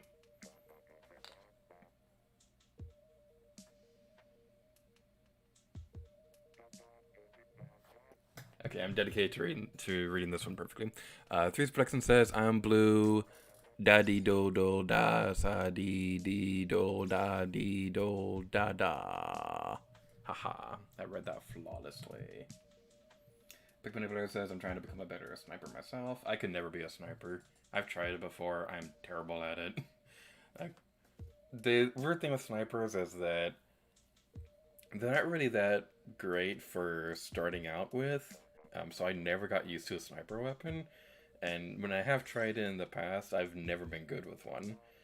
Like I'll try sneak up on people, but then somebody else will always try to get to me, and I've just never been a good sniper. Hopefully someday, though. No, not even then.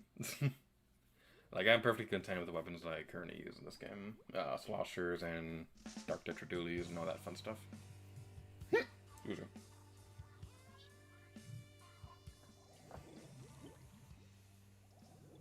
We're on each other's team.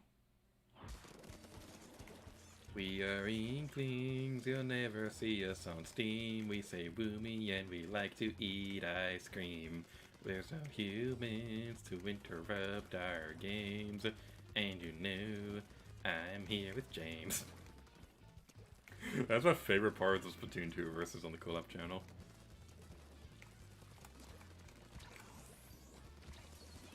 We've had a running joke for years now that when the day comes where James Rose and I are able to see each other in person, the first thing he's going to do is that he's going to slap me. Because it's kind of the running gag on the channel is that I annoy him, and then he gets mad at me, and that's kind of like the whole dynamic of our commentary whenever we do things like that. It's always really fun. It's really interesting because each of us have a different form of commentary whenever we are recording together. Like we have that with like James and I have that where I annoy him and then he gets mad at me. Green Grubba's Gaming and we talk about really random things and it's really funny. Like we're playing through Sly Cooper and the Thievius Raccoonus. We're doing a series on that where he's helping me play through it on the first time. And throughout the series we keep calling the what's her name? We keep calling the lady in the game furry waifu, and Pangarman and I, whenever we record stuff together, we always help each other out, like giving advice on the other one, even if it's a versus, when we're supposed to be competing against each other, which is always really funny. Like there's parts in We Just Mentioned 2 Dark Moon versus where, like if he's stuck on a puzzle, then I'd help him out, and there'd be parts where we'd be like, why am I helping you? This is a versus, I'm supposed to win.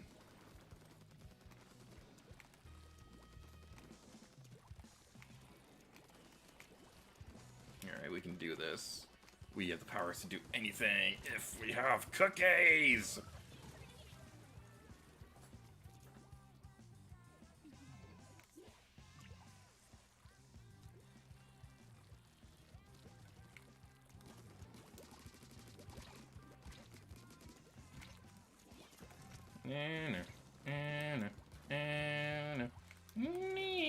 No, I was trying to sneak up on you. That is unfortunate. Oh no. Alright, so over here now. We'll destroy the orange juice. We'll replace it with grape juice. We'll be the dominant V8 flavor.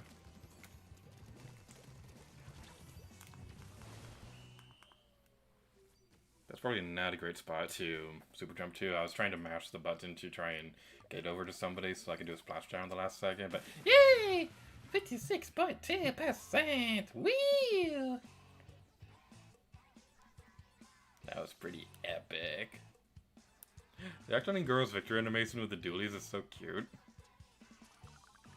I love all the victory animations in this game. My favorite one has to be in the first one when you win with the heavy splatling, because in that game, when they win, they give the heavy splatling like a giant hug, and it's so cute. Quick Gaming says characters Carmody dub. Thank you. I couldn't remember her name. Sly Cooper is so fun. I really like that game. Quick Gaming says they also have the beginning of the Hulk ride, where the first launch they launch you from 0 to 40 in a few seconds, and there's a first version after the launch. They recently opened a Jurassic World roller coaster called the I think it's themed after the Indominus Rex. It's a roller coaster. I don't remember the name of it right now, but that one is really cool because it has 2 launch sections and it has a lot of loops and it looks really cool. Like one of the loops, they do it in a way where you're looping but you're still in a straight line, and the roller coaster car is still really close to the lake, and it looks awesome, and I really want to go on it. Oh no, it's this song. I don't like this song. It's like the one Splatoon song I don't like.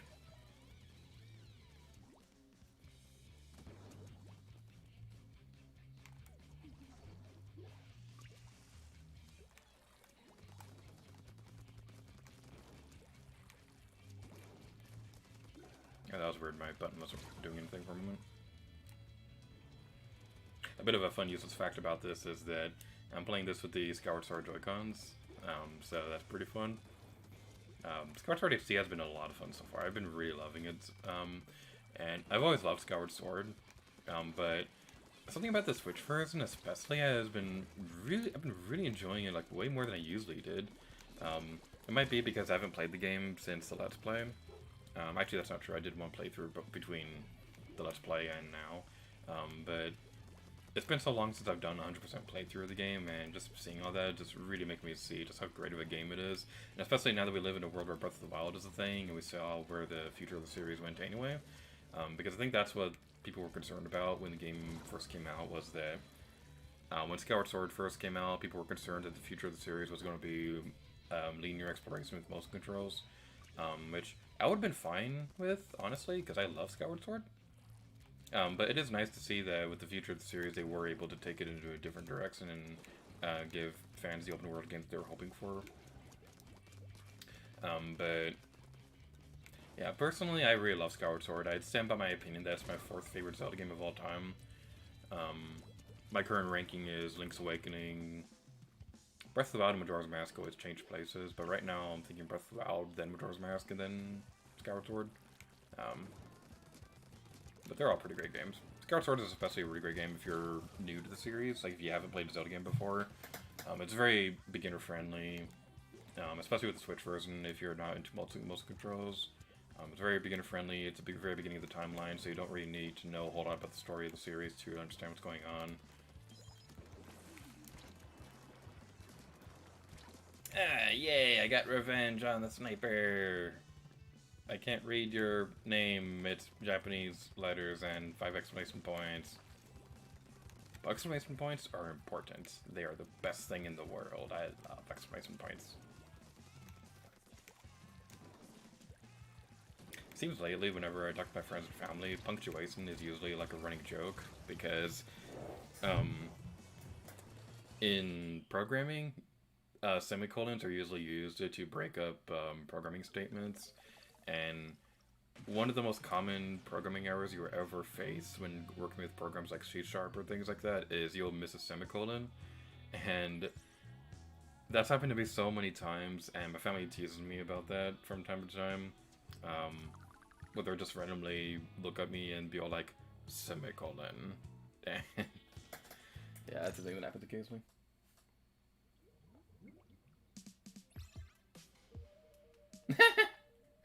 Here's Production says, why does Peter Pan fly? Because he never lands.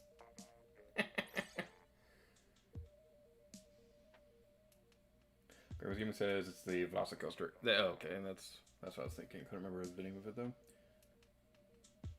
I really want to go on the Jurassic Park water ride. They had a ride for Back to the Future that looked really cool. It was basically a motion simulator, and that one would have been a really fun ride to go on, but I never got the chance to go on it. Nowadays, it's the Simpsons ride. And Simpsons is fine and all. I like that show. At least the first couple seasons.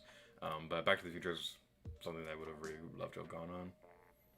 The funny thing about that one is that the way they filmed that ride, they built a scale model of all the sets for it, and had a camera go through it.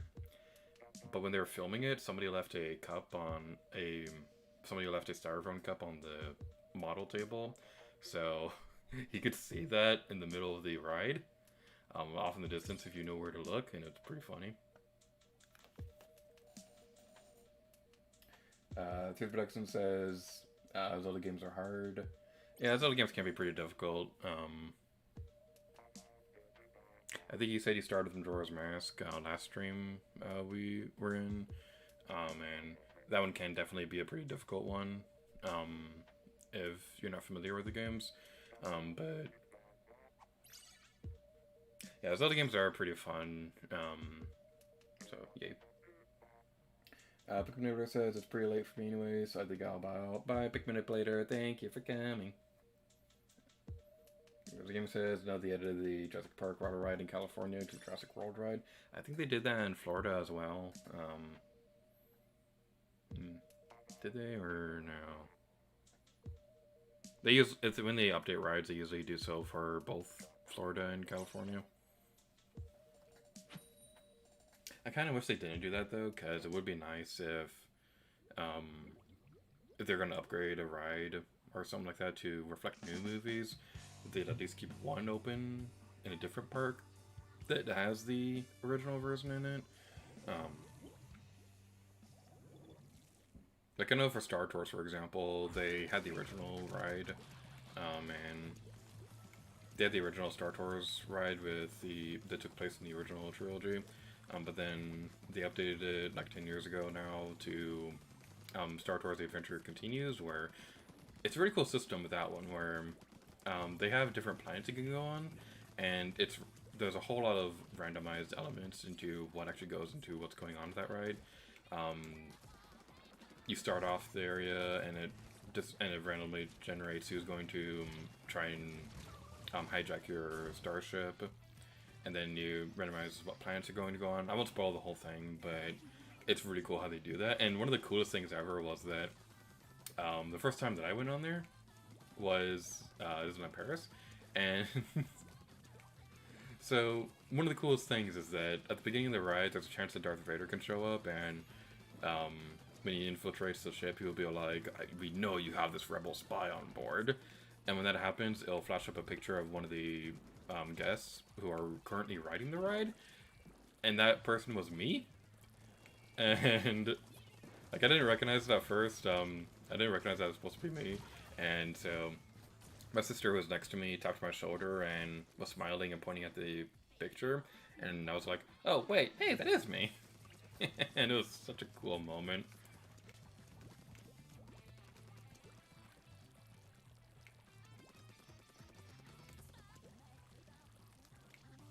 Things like that in general are really cool when something like unexpectedly breaks the fourth wall and things like that. Like, fourth wall breaks are just in general really fun. That's a good, yeah, and no, I do not want to be in the middle of that area.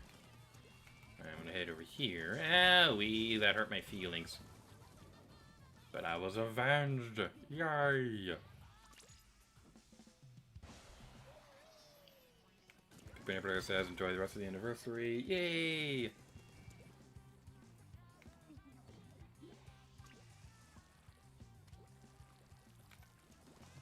Whoa, what the...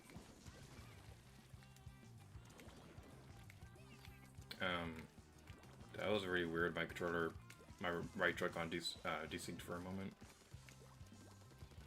Hopefully that's not a problem that happens all the time. I know left Joy-Cons have had that problem for a while at launch, and eventually they were able to figure out what was going on. But man, that was weird.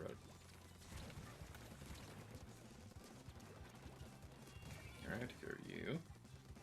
Thankfully these controllers haven't started drifting, because like, if I got these controllers and they started drifting immediately, I would not be happy.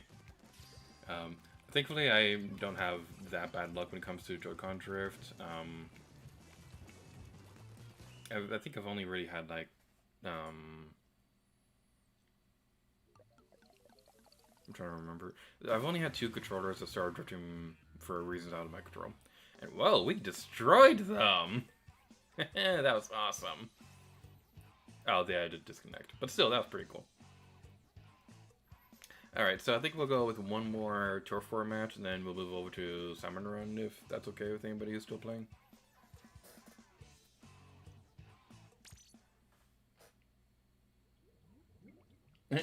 There's Buxton says, yellow, this game looks edible. I think there's a cat in my room, but I'm too scared to check. Yeah. I had a cat not too long ago, and one of the cutest things that she would do was that there would be times where like she'd like wrap her paw around my controller, and like if I was playing a GameCube game, for example, she'd wrap her paw around the cord of my controller and like yank it out of my hands and then hop on my lap. That was always really fun. She especially loved games like Tokyo Mirage Sessions and Skyrim of all things. Like, if I was playing either of those 2 games, she would immediately run over to my lap and just lay there and watch the game for a while. It was really cute.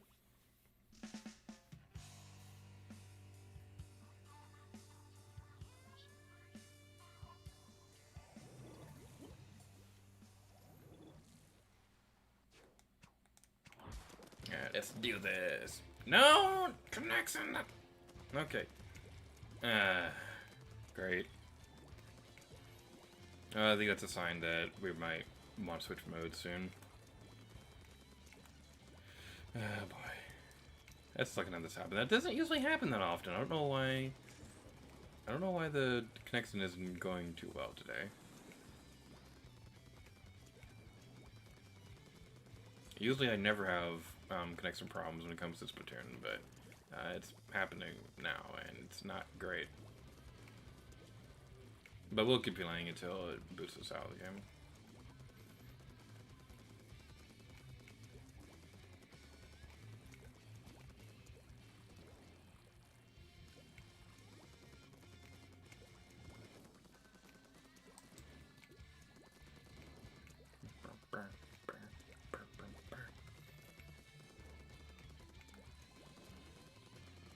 Let's head over here now. I really don't know what to say because like we're still technically in the middle of the game right now, but we already know it's gonna have a disconnect soon. It's gonna boot us out not too long in the not too distant future.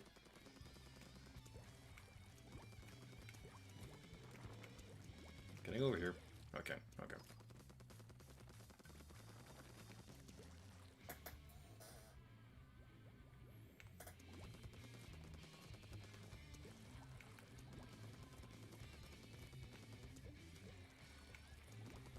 Let's head over here. And okay, I gotta get a picture of this. This is pretty great. I'm gonna head over there real quick. There was something on one of the graffiti things said something that caught my eye, and I gotta check it out real quick. It's like the jellyfish drew that. This is awesome. It's like the jellyfish drew on the ship wall that saying the jellyfish is non-binary or something like that. That's awesome.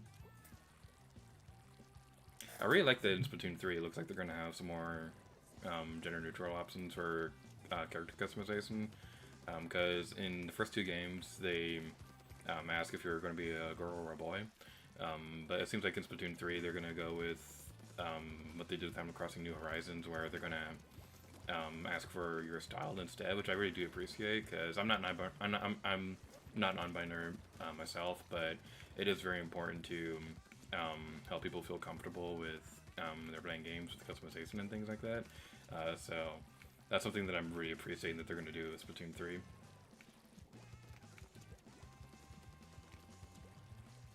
How much thing did we cover?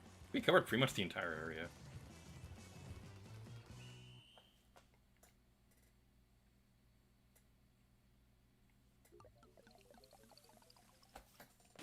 Yeah, we totally won that legitimately. Woohoo! Yeah. There were no disconnects whatsoever. We won that, and it was amazing. Whee!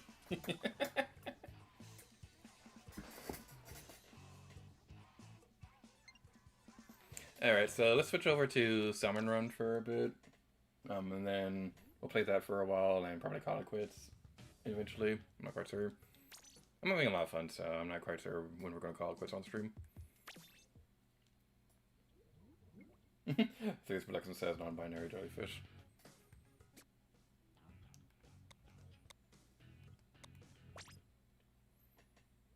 Makes me wonder when Pokemon will add that feature. I really hope Pokemon does add that soon. Because it would be cool to have more options for that kind of thing. Okay, we're going to create a room, no password. We're going to set up the room real quick, and if anybody would like to join, then we'll do that and stuff.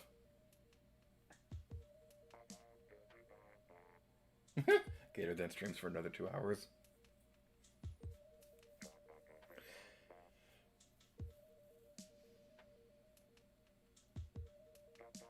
Something kind of fun is that, on the topic of things like that, so I talked about this during the Breath of the Wild Let's Play, but I was talking about a personal theory that I had that Link in Breath of the Wild could be gender fluid, because the basic idea is that Link seems pretty comfortable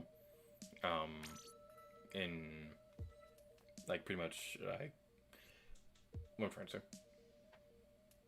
The theory is that Link is really comfortable in the Gerudo outfit and things like that, and is able to go into Gerudo Town easily, so my theory is that he could be gender fluid in that game, or at least gender non-conforming.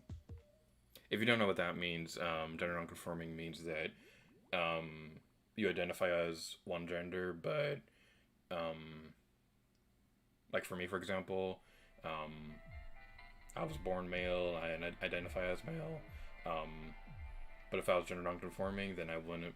My personality wouldn't really be restricted to male things. Like, it's hard to explain, but hopefully that makes sense. That's basically the theory that I had with Link in the game, and there's actually some evidence pointing towards that from official sources, because IGN Numa had confirmed that when they were designing Link in Breath of the Wild, in pretty much any game, any Zelda game, they always try to design Link to be gender neutral in his design.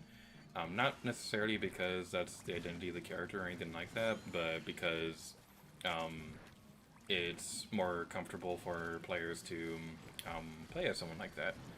Because somebody who's like super manly and things like that will probably turn away some players. So a lot of game developers, they'll usually try to make gender neutral character designs so that it could be comfortable for everybody to play in them and things like that. So that's something that's pretty amusing. Not every game does this though. Like, you definitely have games like Bayonetta where they're certainly going for a certain style when they're trying to design her. But man, these are a lot of power rigs. Wow. That's it over here.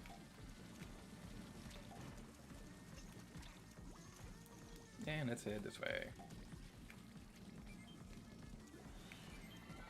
Okay. Yeah, there's no steel wheel over there.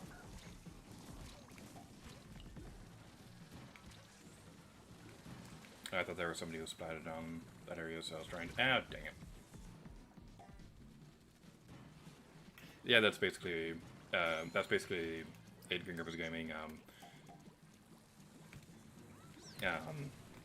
Male with feminism personality. That's a good way to word it. And the opposite is true. There's also people who identify as female who are more masculine and things like that. It applies any direction, and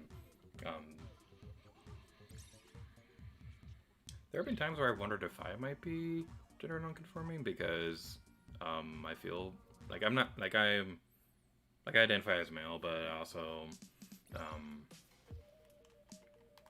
do I word that? Like, for example, when I'm sitting down and things like that, I tend to cross my legs, or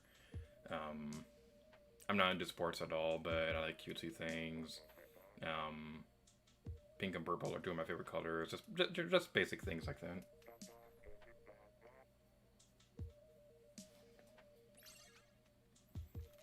Mariner's Bay. This is a pretty fun stage. Time to go to work. Exercise and bind.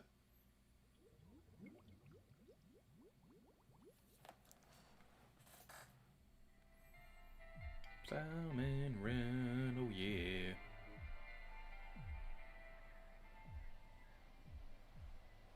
Alright, hopefully this can work out. Don't worry about the future, it's a van. Aerospray, okay. Not a personal favorite weapon of mine, but it gets the job done. Oh, and we have the Stingray, okay. Now I'm really hoping the Mothership event happens so that we can show off something really awesome.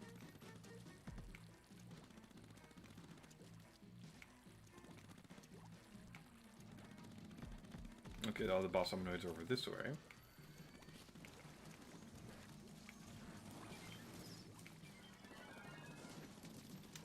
No, that's... I was kind of hoping to defeat those guys closer to the basket so that we can... so we'd be able to take the eggs over there quicker. That's usually what you want to do whenever you play through these games.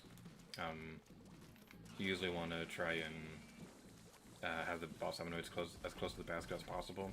I totally picked up an egg. Okay, where else is there? That's over here. The downside with that, though, is that trying to go that strategy can also tend to get yourself caught in a corner sometimes.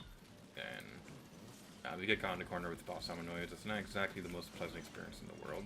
Man, that was awesome! Alright, let's do it! Let's do this! Look at all those power eggs. This is awesome. Alright, take care of that.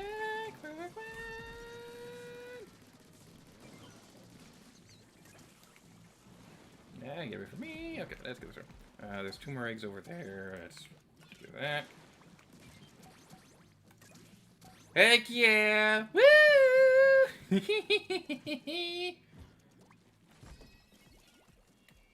In moments like that, I think of that part from Kid Icarus Uprising when the one character is all like, "What was that? I can't hear you all over all this awesome!"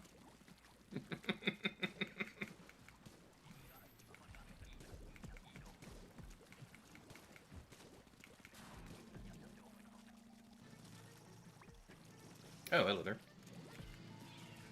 We threw them both in the same basket. Ah, no!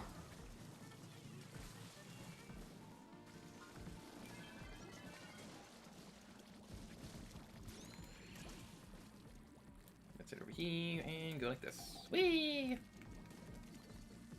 Alright then, and over here and go over this way. Whew! We can do this. We got it, we got it, we got it, we got it. We still got it. Over here, to get over you. Haha.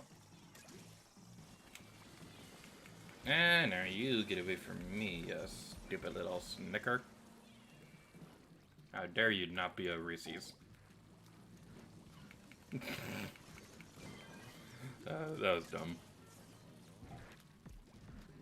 But that's basically the whole commentary style on this channel is I make dumb jokes, so that's the usual quota for the day. Let's start small fry. Hey, you get away from me. Who said you can come over to the basket? Ah! Ouch.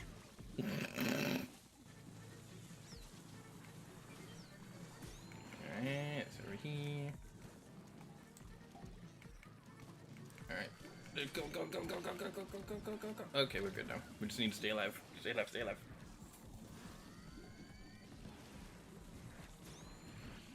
Everybody's Gaming says, I cross my legs too. Yeah, a lot of people cross their legs, and things like that. These Buxton says, no, I'm questioning. Yeah, that's one thing that I've been wondering for, like, a while. Like, I'm not quite sure I'm non gender non-conforming. This is something that I've thought about from time to time. Is over here? You are not allowed to... this lightning takes forever to charge.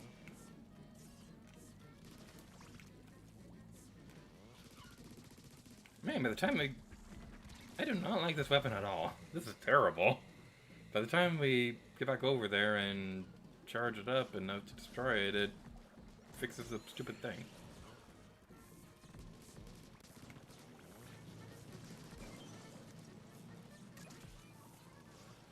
Alright, I'm gonna go save that person down there.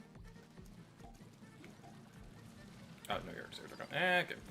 Charge it up and let it go. Never mind. I feel useless on this map because my weapon just takes so long to charge.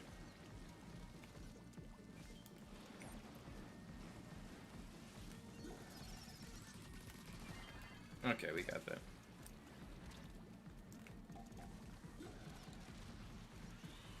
There's a stinger right there. Not good. Not good at all. No! Get away from me!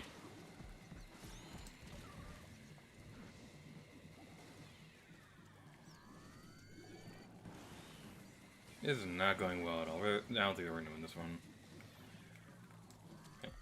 Salmon Run in the future, can you not give me the G8RS Platling ever again? Because my goodness, that was not a good round at all. Yeah, well, we tried.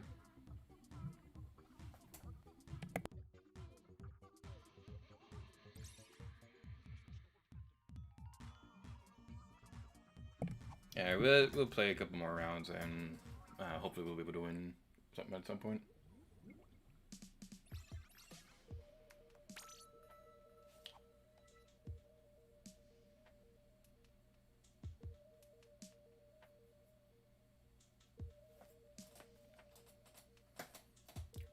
Professional. I love that pun. And who is texting me while making videos?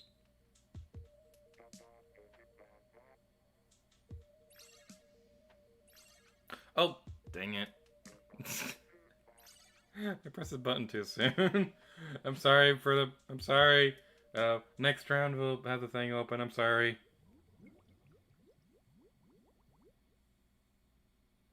Oh man, I feel really awful. I pressed the button too soon and they couldn't join.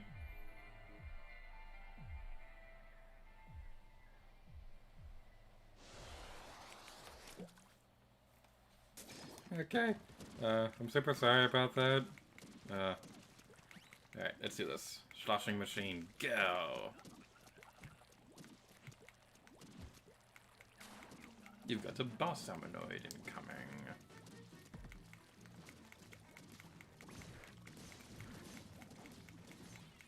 Yeah, this is more like it.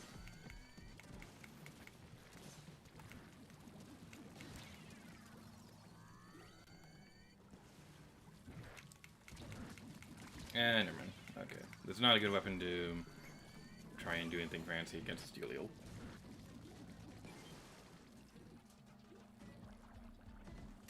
Alright.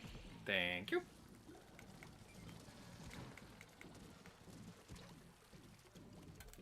Alright, it took us a little longer than I would have liked it before we got any anything into the basket. Oh no, what happened over there? How did you all get splatted so quickly?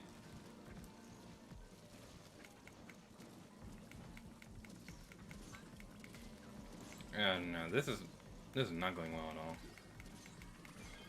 We're halfway through the thing and we're over halfway through the thing and we only have 3 eggs in the basket. What is everyone doing?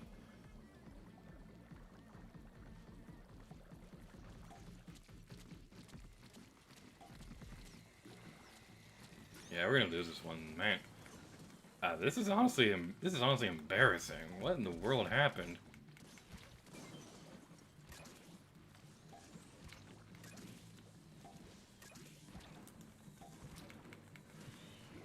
And that was a terrible run.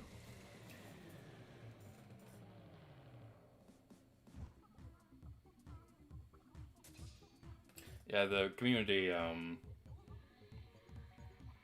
I've known about the community for a while, but my knowledge on individual things, like compared to a couple years ago, that wasn't that good.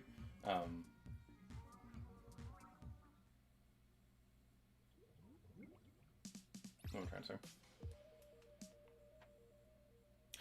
Like... Okay, saying this on stream is slightly nerve-wracking because I don't think I've said this on stream, aside from one time. But if you want an example, I'm asexual. What that means is that I like girls. I've always liked girls. It's just that I don't particularly have the desire for adult things. And I didn't know what... I always knew that that was what I was. I didn't know what the term for it was, though. So, like, that's why this year was when I started feeling comfortable saying that in public and things like that. But I just didn't know what the actual name of the term was for the longest time. But the important thing is, no matter what, to just be supportive of somebody and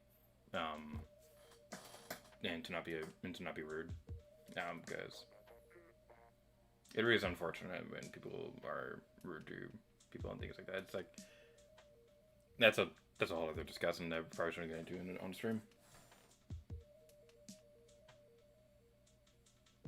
The production says for some reason Gricker both thought we were the same age. It says I'm 24. Gricker was gaming and I were both 24. So Facebook says old as dirt. I support you, Gator. Aw, thank you.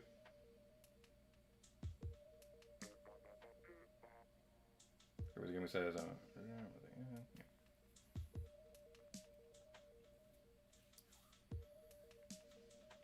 don't think anybody's gonna join. So let's play one more Salmon Run match, and then I'll probably call it quits for the night. Maybe do your replica weapon things.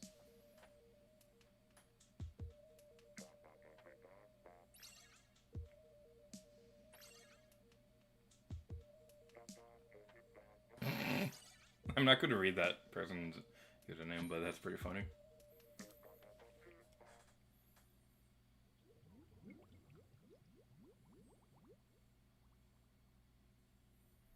Maruna's Bay. One other thing I hope they do with Splatoon 3 is that, first of all, I really hope Salmon Run returns because I love this mode. This is easily my favorite multiplayer mode. But I really hope that they have more Salmon Run stages open at a time. Because it does kind of suck that Salmon Run isn't always open in general, but when it is open, only one stage is available at a time. So I do hope more stages are available. But like, the really nice thing about this game in particular, and I really hope Splatoon 3 does this as well, was that the Nintendo Switch Online app for smartphones and things like that, that would let you see the stage schedule for the day. So on days when I was able to record and things like that, one of the bigger goals for the Let's Play was that I wanted to show off every single stage in every mode, and we were able to accomplish that, which is really awesome. And I was only really able to do that because I was able to look ahead on the Switch Online app to see what stages would be available so I can plan ahead. And it would be all like, okay, at 3 o'clock today, Schellendorf Institute will be available on Tower Control. So that's my time that I can start recording that footage. So I was able to do that. It was awesome. There were a few stages here and there, though, that James and I, where we did a thing where James and I would record footage for that in private battles because we just weren't able to get it in or anything like that. But thankfully that wasn't near as often as it happened in the first game. And that is something I would like to continue going forward with an eventual Splatoon 3 Let's Play if that does happen.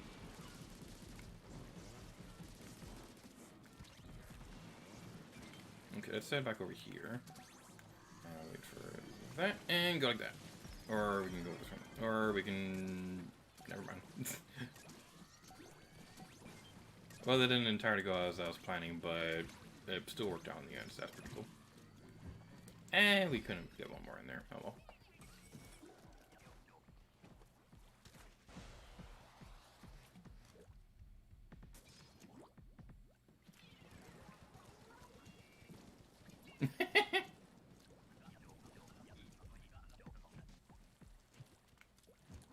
They're in the stream chat, and I was like, I'm not in Village yet. That's why I'm gonna start calling college. I'm gonna call college Village now. Yeah, as a general rule of the stream chat, if you're not comfortable saying how old you are or anything like that, you don't have to say anything. Like I'd never ask anybody for to say things like that.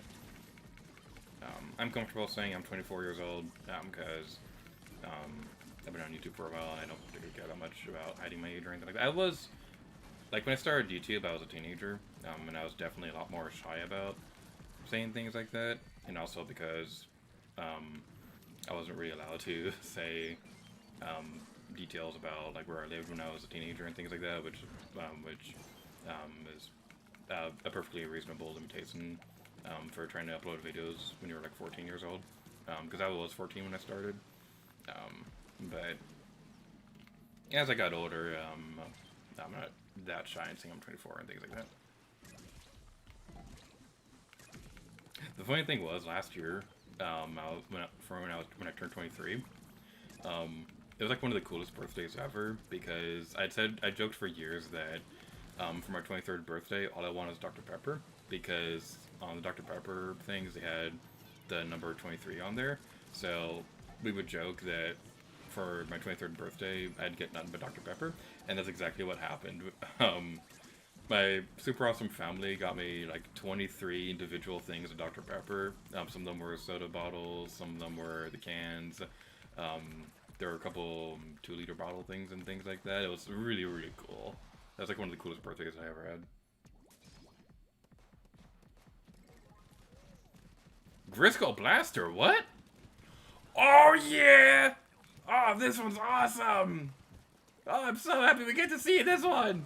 Okay, Grisco Blaster is a rare Grisco weapon. I'm really happy we're able to see this right now. So basically what this does is, this is a blaster that's a rapid fire weapon. It's only ever available during rare weapon events during Salmon Run, but oh man, this one is so cool. This is easily the best one. we had an episode for the Let's Play dedicated to just showcasing all of these, and I was really happy we were able to pull that off because they had that event happen around the same time as the Final Fest, and that was such a good time. All right, so we're here. This event right here, this is a golden summanoid event. Basically, what this means is that enemies will only ever spawn when you trigger them from geysers. So you want to find the golden salmonoid because when that happens, dang it! Because when that happens, that's the only way you can get power eggs at that point. So that's the only thing that's the only spot that's been hiding in this entire match. Okay, I'm a little, somewhat worried that we're not going to get enough in time, but we should be okay as long as we have the powers of cookies and eggnog and breakfast cereal. Breakfast cereal is amazing. Oh, we're not going to have enough. No. Oh, yes! Yes! Oh! Ah, yes! Oh, man! How in the world did that happen? Oh, yeah! At the very last couple seconds, we did it. That was epic! But we were 2 power eggs shy from getting 64, just like Nintendo 64. But I don't care, that was so cool!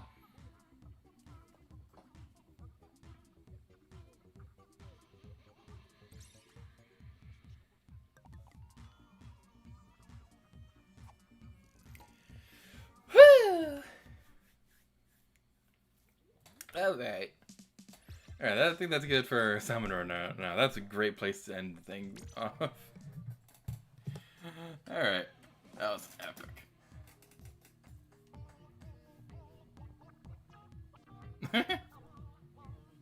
Gerber's Gaming says he's 5 months older than me. You get to pull the older person power. Sometimes there are stuff that make me feel old, but people don't know stuff I grew up with. One of the most heartbreaking things I saw happen was this one trip I took to the beach where there was this one telephone booth that we saw in the corner. I don't think it was working anymore, but they left it there for the sake of the fact that it was an older town. And the thing with that was that there was this little kid who was walking by, and my group of friends and we overheard the boy asking his mother, "Mommy, what's that?" when they were pointing at the telephone booth, and I saw this other person who didn't know how CDs worked, because they grew up with all the music being digital and things like that with iPods and things like listening to music on YouTube or whatever. Yeah. It feels weird knowing that anybody who was born in 2000 is like 21 this year. That shouldn't be a thing. Dude Brexton says I don't want to jinx it, but I think I'm out of my art block. Yeah, I've kind of been in a creative block with writing and programming recently. Hopefully I'm getting out of that soon, because writer's block. It doesn't happen too often for me, thankfully, but it does happen sometimes, and it sucks when it does. Usually what helps me with writing, I don't know how much this would apply for artwork, but what usually helps me with writing is that when I'm writing a plot outline, I usually work backwards. I would start off with knowing how the story is going to end, and then I work backwards from there so that I know where to go to. Where everything is heading towards by the time the story ends. Sometimes it'll deviate from the outline and something else happens, but most of the time it ends up becoming a better thing anyway.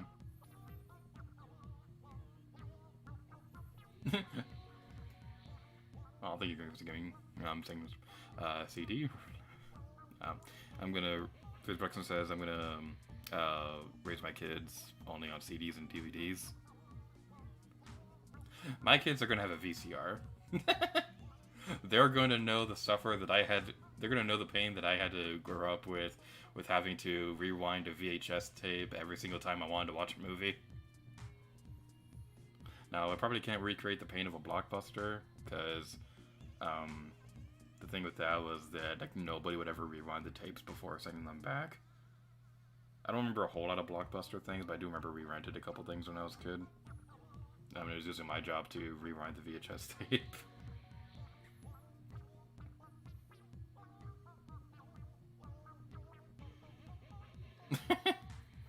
Everything says, yeah, people born after 2000 are not adults. I don't care if the year is 2040, they are still kids to me.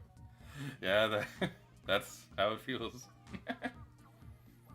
Alright, so I think that's going to be a good place to call it quits for tonight's stream. So I really do appreciate you all watching, and it was really fun to be able to play with this game with a couple of you, so that was a lot of fun. Let's look around the area to see if there's any fun drawings or anything. There was a lot of fun Splatoon anniversary drawings not too long ago. This one's pretty nice. Alright, so over here. Heck yeah, trans rights. We love trans. Alright, get in. That's a pretty good drawing of Marina. That's oh yeah, that one too. That was a pretty good one.